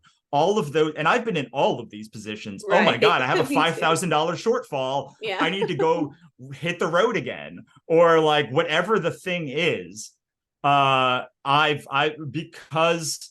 it's a malleable ecosystem that you're making, you are able to sustain when these issues arise. Ooh, that was way more than one thing. Also, I feel like I put a hit job out on rhinos, and then I said like 7 things when I said I was only going to say one thing. So yeah, I mean, sorry, I have a cough that I'm trying to suppress right now with cough drops. But I mean, I think the other part of it is like, so I truly believe that everybody who wants to be a successful author can, and that is like a very bold statement to make when the largest retailer in the world, like only like 10% of authors actually make a full-time living from writing for that.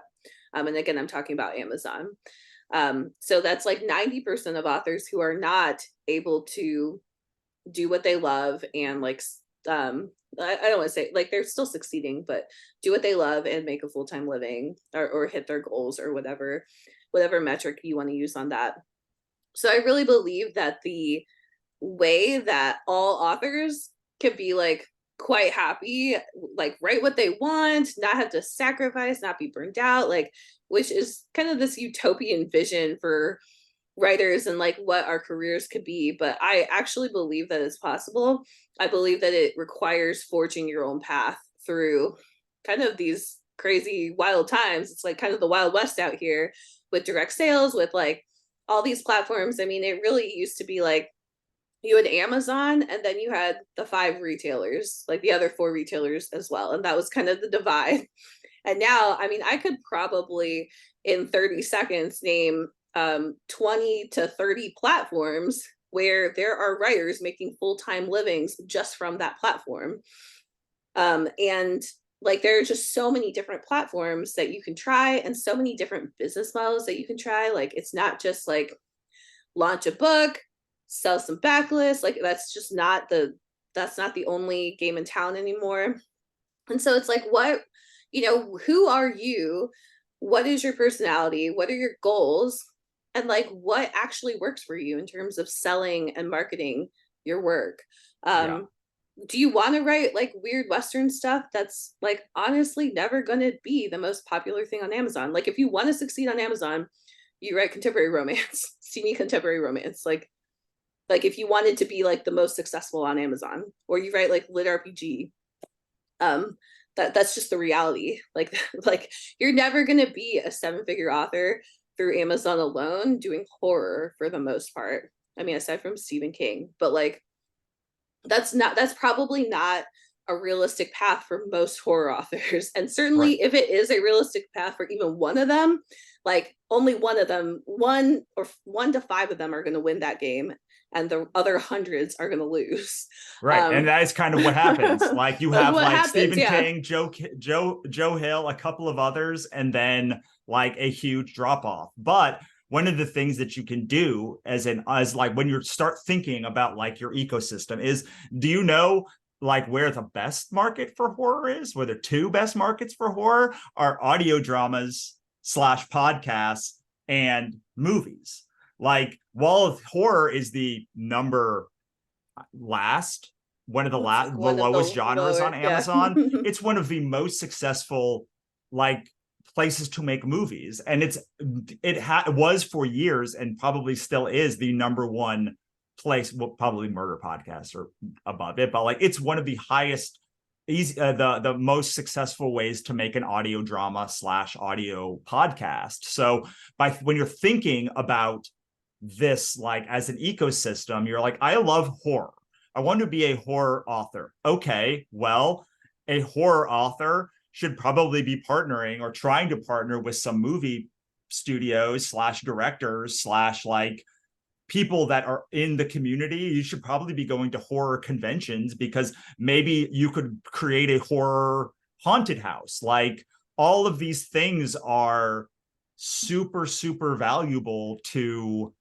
a horror author, but it doesn't exist when you're sitting in being gate kept on Amazon and saying it's the lowest Right. thing. It only comes to you when you're like, oh, well, if I create an ecosystem, like maybe I could make Saw 15. I don't know. Like I could have those Saw movies, like a huge amount of people love them, and they're not made for a huge amount of money comparatively. It's like, Mm-hmm. when people say like romance secretly props up the publishing industry, horror secretly props up the movie industry. And so there's every platform has this. Like, while I write Portal Fantasy, and Portal Fantasy is not one of the top ones, but you know where Portal Fantasy is huge? Japan. It's called isekai. It's one of the most successful genres in manga and anime. And so you're like, when you start thinking about these things, it's not, oh, I'm a horror author and so my cap is limited. It's, I'm a horror author, so how do I get in front of the most people? How do I find a subscription? How do I maybe have a blog about the best haunted houses? Like, how do I connect with other people that can make this pie bigger than just Amazon, as opposed to, yeah, anyway. Yeah. I mean, yeah, exactly. So, I mean, I think it's cool because not only are these other platforms like really empowering us as authors, because like for me, like I would be very intimidated by starting a movie, or like trying to write a movie, but I might be less intimidated by just trying to start like a horror subscription and trying to find horror readers that would not give me $5 for a book, but would give me $25 a month for books or whatever freebie, what other extra bonuses that I give them. Or like running a Kickstarter where, the average backer spends $25 to $50 on like a fiction campaign. And so it's like I would rather, I think I would rather try some of those things as like an entry point. And it's very possible now as a horror author to like piece together those different like business models and platforms. And now it's like I can see how to make this a career, while still of course using retailers, but like like I'm not stuck with I'm not gate kept by the retailers. It's Absolutely. really what it So is. Yeah, um we can move on. we should move on, but Yeah. but that is kind of what we've seen in our own business also. Is one of the things that we do that's most valuable is, like, I've made movies before. I live in Los Angeles. We just had a movie producer come in and talk about Yes. to talk to our group like 2 days ago. And so like, if they're the way that we can help best is to guide you on whether platforms are good or bad and how to move forward. and save you tons of time. And that goes back to the presence of, it's a lot easier for me to sit down with you one-on-one for an hour and say, oh yeah, you want to make a movie? Like, here's how to do it. Like, oh, you shouldn't do that. Like, here's the 5 resources. Then for you to go and make that list of yourself. So, so yeah, the last one, if you, so what Sherry says, if you created a blog on a related topic, would you keep it on your author blog or create a separate blog? I would probably create something like, I always say the example I use is like scariesthauntedhouses.com or like something like that. So it has high SEO. And then you can, in the email, like you can keep the email even on the same platform, or you can like, but you probably be like, hey, you like these haunted houses? Here's my 5 best articles on haunted houses. And then eventually make your way into, by the way, I have a haunted house book. Do you like haunted houses? Here's my series that's haunted houses. And then like, also here's me as an author. And like, it just gives you, you could do the same thing with, I don't know, slasher movies or like whatever. And you just like have a bunch of ways into your thing. Okay. So last but not least, we've talked about this, most of this thing. So it's nice to close out with it, but it is casual readers to fandoms. And we think this is the model moving forward, is really using retailers to almost advertise and get the most exposure possible, and then funneling them into these platforms that you are building, whether that's subscriptions or Kickstarter or whatever the ecosystem is. It's going to look different and it's going to change over time. But really, it's this pipeline from casual fans to fandoms to super fans is so critical as we move forward. Right.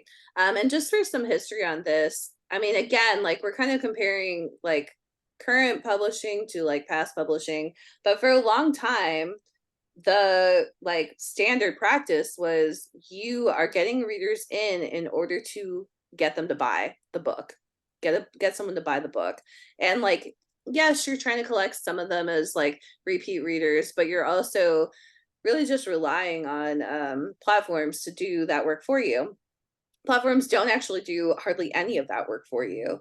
They don't actually bring readers into fans, into super fans, into evangelists for your brand.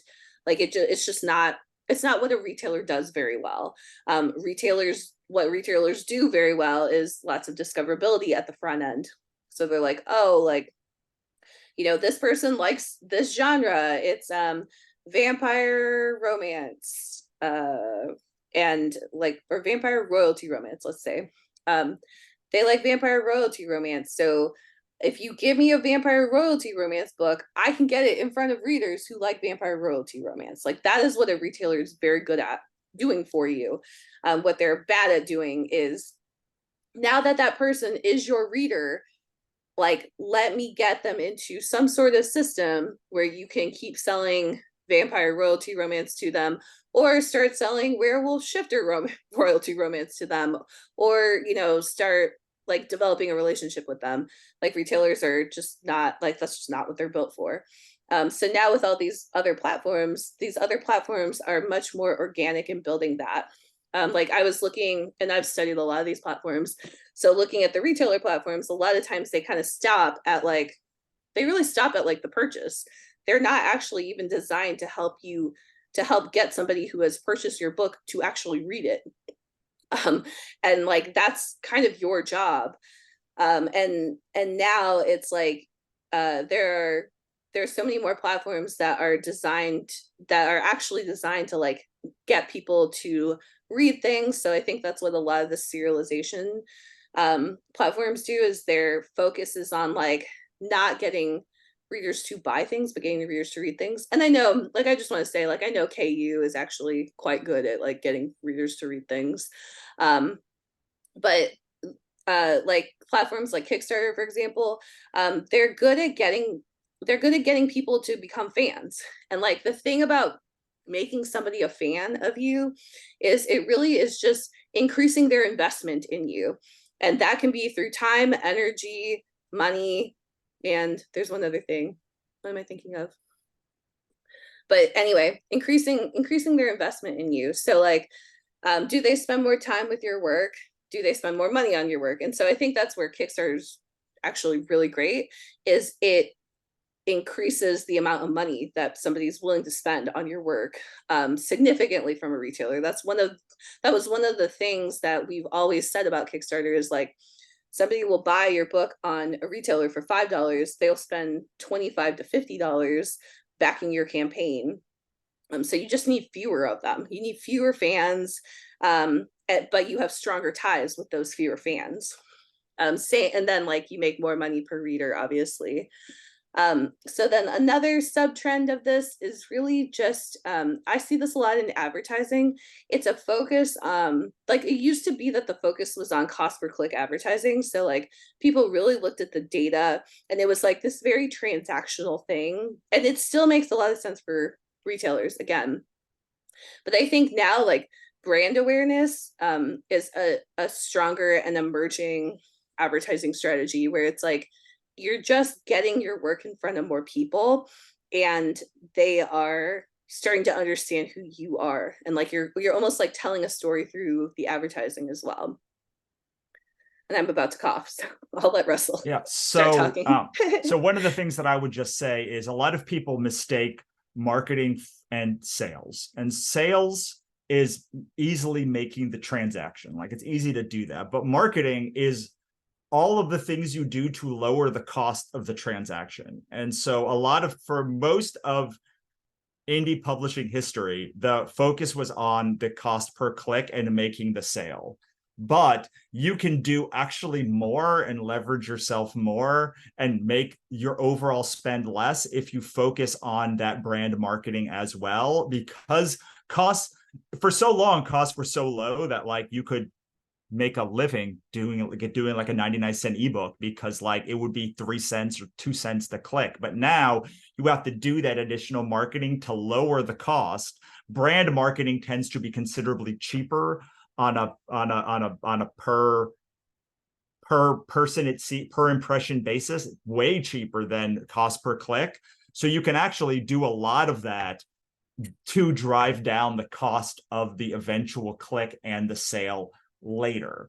And having those, it's a thing that almost every other industry does, but it's something that we as authors are now doing, where you basically are trying to build awareness to lower the cost of the sales later, and doing retargeting ads and all of those things, which, while you can do it by using like Book Clicker and stuff, is much more effective if you're doing it to your own landing pages, or even your own like Substack backends and such, or your Kickstarter even has a place for Facebook ads. But and on top of that, which we know from another call we had a couple of months ago, running those type of ads also leads to people buying on Amazon and retailers. So you end up lowering all of the costs by running ads to sales pages and retargeting, because some people are going to see the ad and then go find you on Amazon anyway. And when we had Steve Piper on, he said some authors are making 5 figures on Amazon just on the spillover from the direct sales. Yeah, it was a really good call. He has a lot of data on that. Yes. We were pretty blown away. Really, all of our membership calls were pretty blown away by. Another one that we did was with Tyler, who like basically like a lot of, he's kind of, I see him as like your mentor, Russell.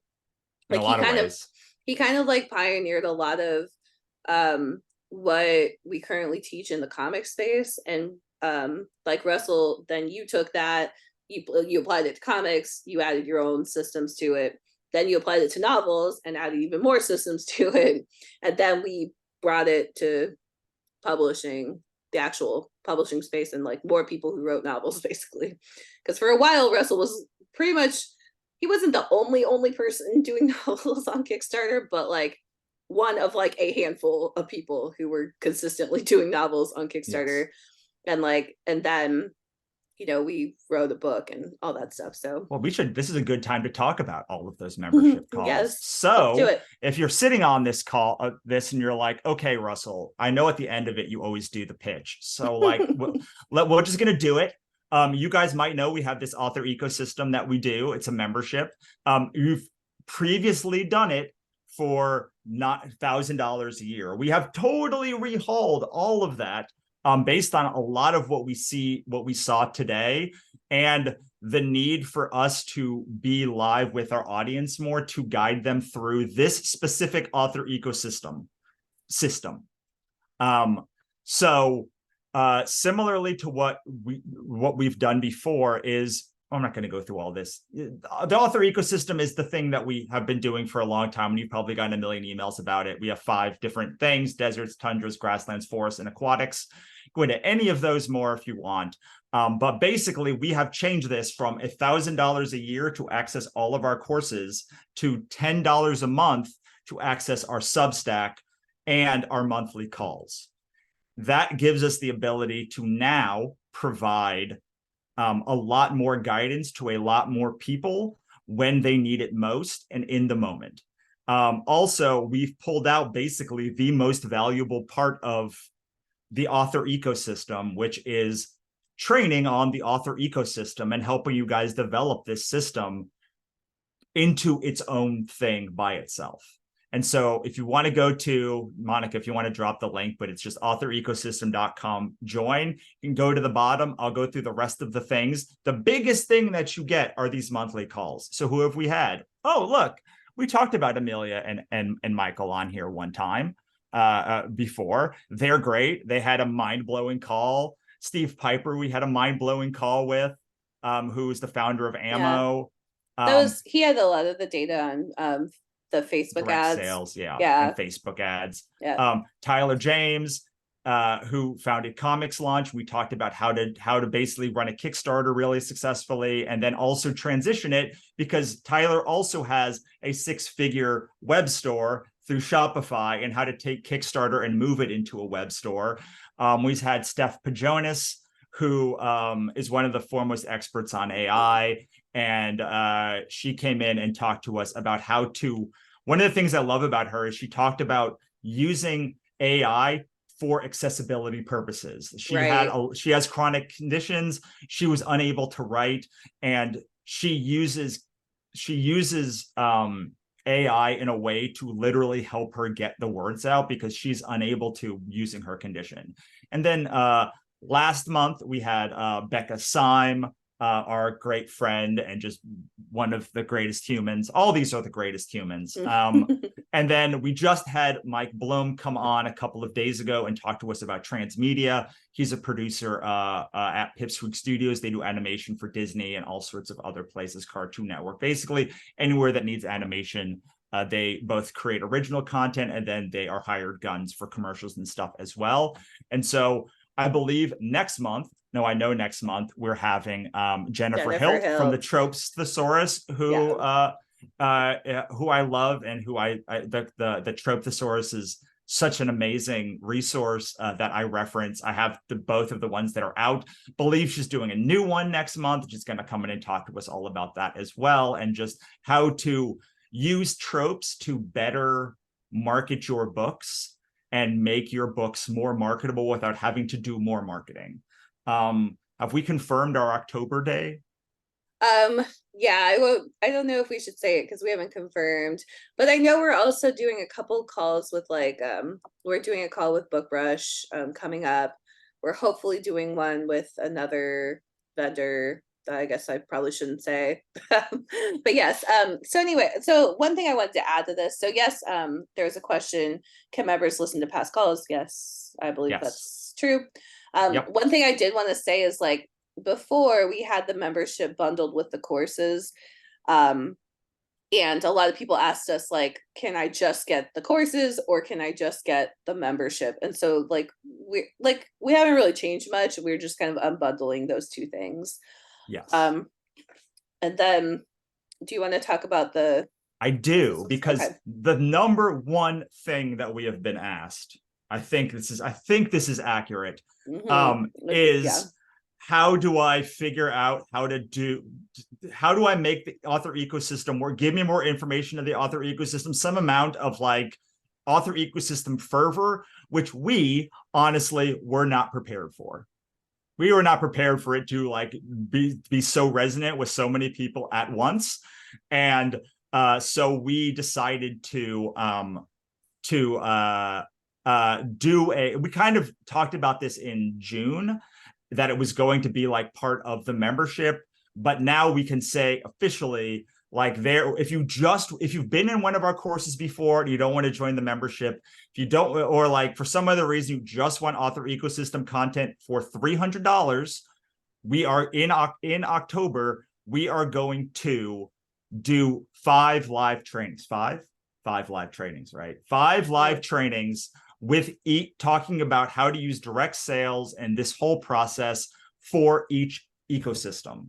It is, we've been working on it kind of in the background. We're talking to a lot of people.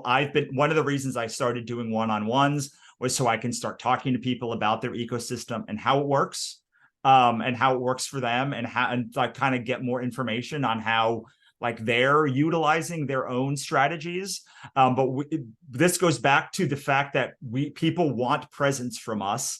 They want the courses, but they also want the in-person trainings. When we're live with people, like, they tend to have massive revelations that they don't get from just the courses.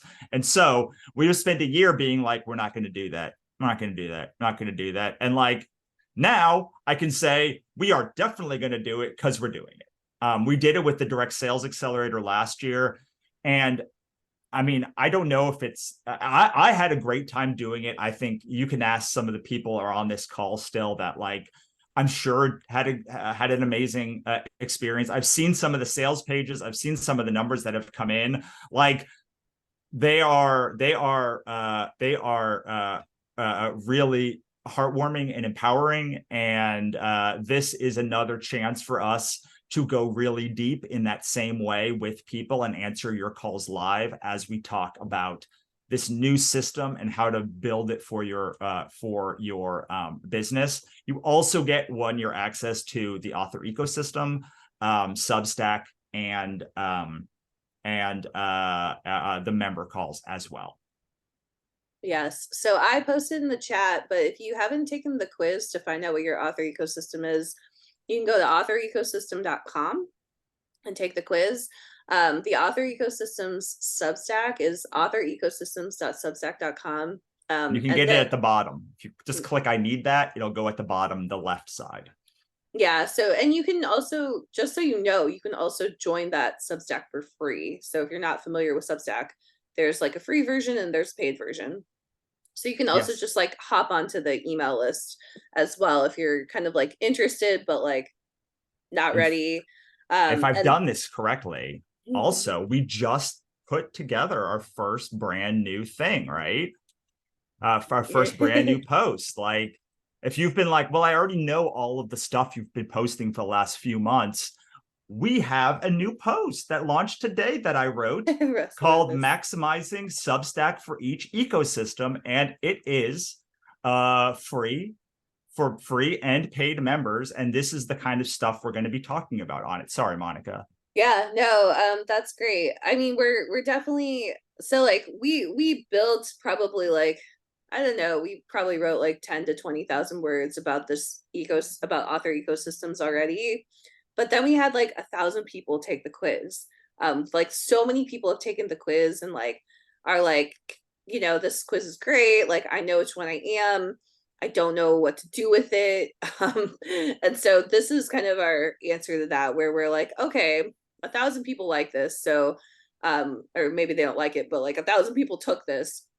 So now we're going to like try to communicate more about what it is, because we do think it's going to be really helpful to people who are trying to forge their own path in this new era of publishing. Like, I mean, Russell and I have both been in publishing for a while. I first published my first book in 2009 independently. And so that's like, I don't know, almost 15 years in this business. And like, I will say, like, I have not seen any period of this, of publishing, that was so much like the beginning of my publishing career, where like independent authorship was just starting to start and become a thing. Like right now is like, I'm seeing like so many signs and examples of that happening again. So like, we can't predict the future. We're looking at trends, we're trying to figure it out, just like anybody. We're putting forth our best guess, but like, I mean, we know, I think Russell, you would say this too, like there are like some very massive changes coming to publishing that are on the same level as when independent publishing like first became a thing. And Yeah. like, and like we can feel it because we've both been around for a long time, and like probably many of you guys can feel it as well. So we just, we think where it could be going is just like more like kind of like everything breaking open again, because that's what happened last time. Like independent authorship came along, everything started breaking open, like new opportunities were forged, new authors were able to make careers of this, more authors were able to make careers of this. And so that's what I feel kind of coming down the pipeline again, in terms of like, where is this industry going to be in 3 years or 5 years? I think there's just like a ton of opportunity Yeah. to really, yeah, make this a Yeah. career if that's what you want to do. And I think the people that are going to join us in here, or the people that are going to join us in New Orleans, are the people that are going to be able to say, oh, this is what's happening now. They're the ones at the forefront. And also, we can predict very well. Like Monica better than me at some things, me better than her at other things, but we're very good predictors. And what I think that is valuable that we can do is help be guides, and lead people in good directions and away from bad directions, and also know where things are turning bad quickly.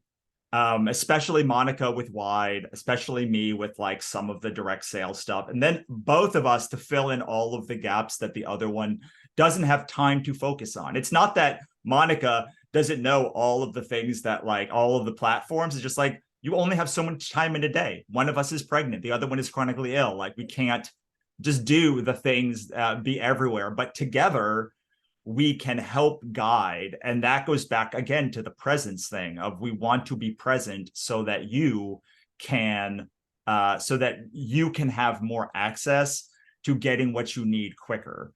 The best thing I think we've done this year, even though we haven't been live externally a lot, is we've been doing these monthly calls, and the people we've had on these calls, like, this is the future of publishing. Like maybe you're on this call and you're like, but like most of these people, I think, except for maybe Tyler, we did an issue where we picked the tastemakers of independent publishing, and all of the people on this list, all these people here are all like the people that we picked. Like these are the people that you want guiding you into the future, even if it's not us. Like even if you're just like, oh well, I like your taste, I think you're a good guide, but like I really want to be these people to train me. Like, well, cool. Like, so do we want to get trained by these people. I've learned more on these 1, 2, 3, 5 or 6 calls than I think I've learned anywhere else this whole year. For sure. Yeah, I would 100% agree with that. So these are the calls. They're going to start on the 3rd. They're going to go to the 31st every week. Then we're going to have a Q&A call at some point. Probably after 20 books. Probably, yeah. Maybe in January after there's like a slowdown, but we're going to be very present trying to figure all of this out with you, because we only came up with the final design of the author ecosystem of the 5 types in May. And even since May, we've talked to hundreds, maybe 1,000, so many of you about like different nuances that you wanted, that it's changed so much since then. And it's really, I think, focused a lot of people and showed them how also to do that they can evolve into better versions of themselves, which is what we're after. You have anything to say about that before I talk about the accelerator? No, go ahead. All right. Now we actually have the word accelerator actually means something, not just a cool word, because what we have done is if you want to get all of our courses and the membership and the live calls, it's $1,000. So if you have paid $1,000 to us so far, like this year for Author Accelerator stuff, which isn't that many of you, for the year, you basically get all of the courses. We're just going to unlock them all for you. You'll have them for the lifetime of everything. And everyone who wants the courses is like, I don't have $1,000 a year now can spend $1,000 to get everything for a year.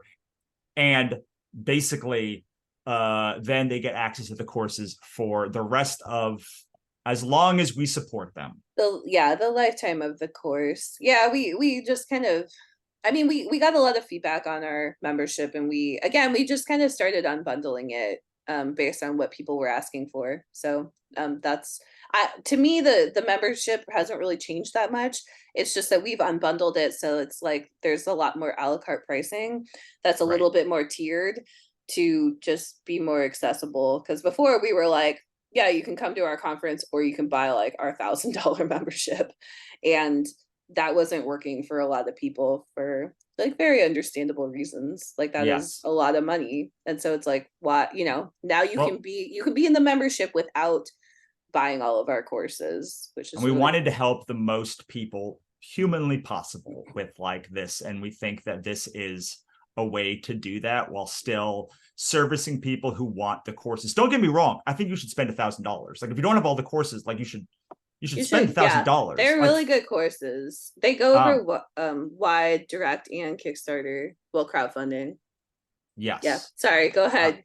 No, like this is the whole this is the whole stack. And then you also get access to a whole bunch of other stuff. Yes. And then there's a bunch of our testimonials who it's for. Like if you're still on this call, it's for you. Like I think I can say that. You've been talking to us for two hours and 17 minutes. Like, so you might be interested in some of this. Maybe. So if you bought the author ecosystem this year, you still get access to the virtual. If you've had a per year price, you get access to the virtual conference. Nothing changes for that, except you get access to all of the courses that we've done so far. I just want to make sure there's a couple of people on this call that's like, how is this going to affect me? So that's the last I'm going to say about it. So for $100 or as low as $10 a month, if you want to do that, this will redirect you to the Substack, where you're going to get access to, I mean, mostly it's the community and the Substack community, and then the monthly speaker series, which each one is worth $100, frankly. Like, and I'm not saying that I'm biased, but I'm saying that as like, after hearing each one, I would have paid $100 for any of those ones. That's how much value. And there's probably some people that are here. Now, here's the thing. If you have access this year, but you don't have access to the monthly calls because like you have been a previous student, this is the way to get access to the monthly calls. So there's a bunch of you who are like, how do I get access to the monthly calls? I only have access to the lives. If you join the membership, you get access to the entire archive going back. If you want to join the author ecosystem training, you get all this plus the 6-week author ecosystem training. If you pay $1,000, you get all this plus lifetime of the course access to all of our courses. And then if you want to join us in New Orleans, which again, if you're still on this call, why would you be on this call unless you want to join us in New Orleans? Like, we're now not even talking about any of the stuff that like actually are the trends. We're just talking about giving us money. So like, come join us in New Orleans, go apply. I have had conversations with most of the people who are coming, and they have been life-changing, every single one of them.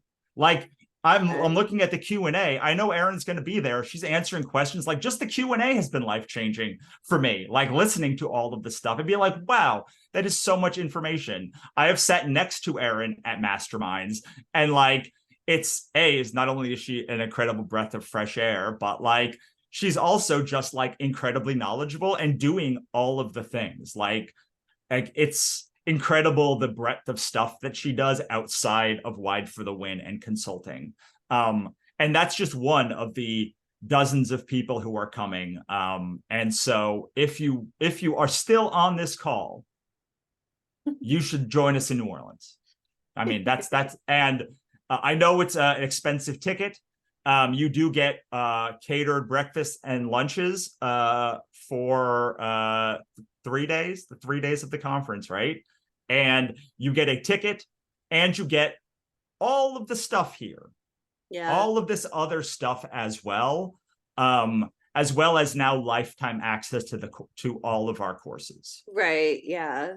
Yeah. And also, like, if if you're not sure if you want to come, or if you're maybe intimidated or like not sure if it's right for you, you can get on a call with Russell and talk to him about it, and like learn more about the future of publishing. So that link is writermba.com/Russell.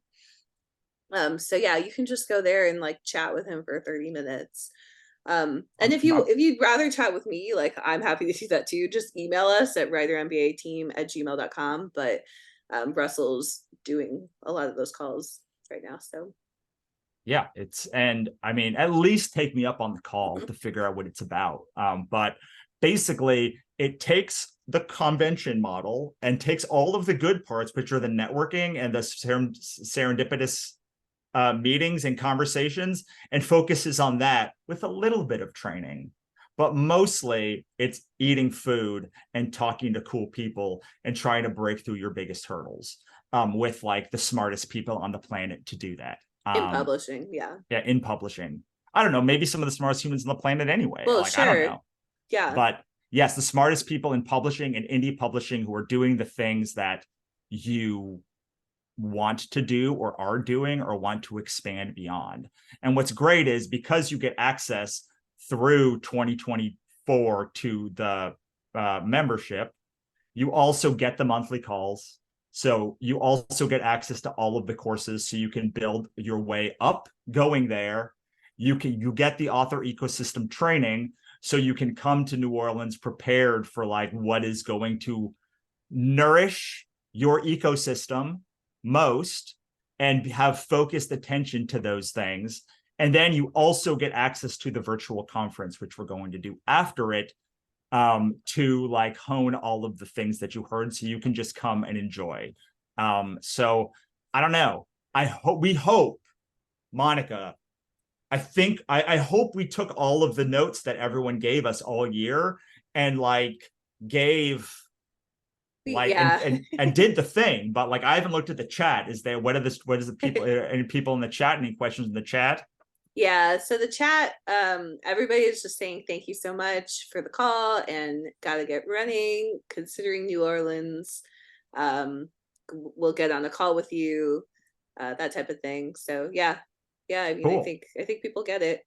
Awesome. Awesome. Yeah, so we just want to say, like, we so appreciate you coming to the call and like hanging out with us for so long.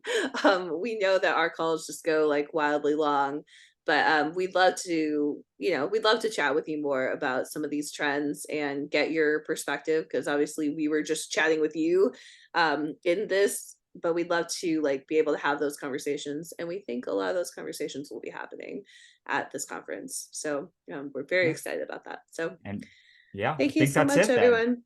It's this is so do you want to put the link one more time, or is everyone gone? It's authorecosystem.com/join.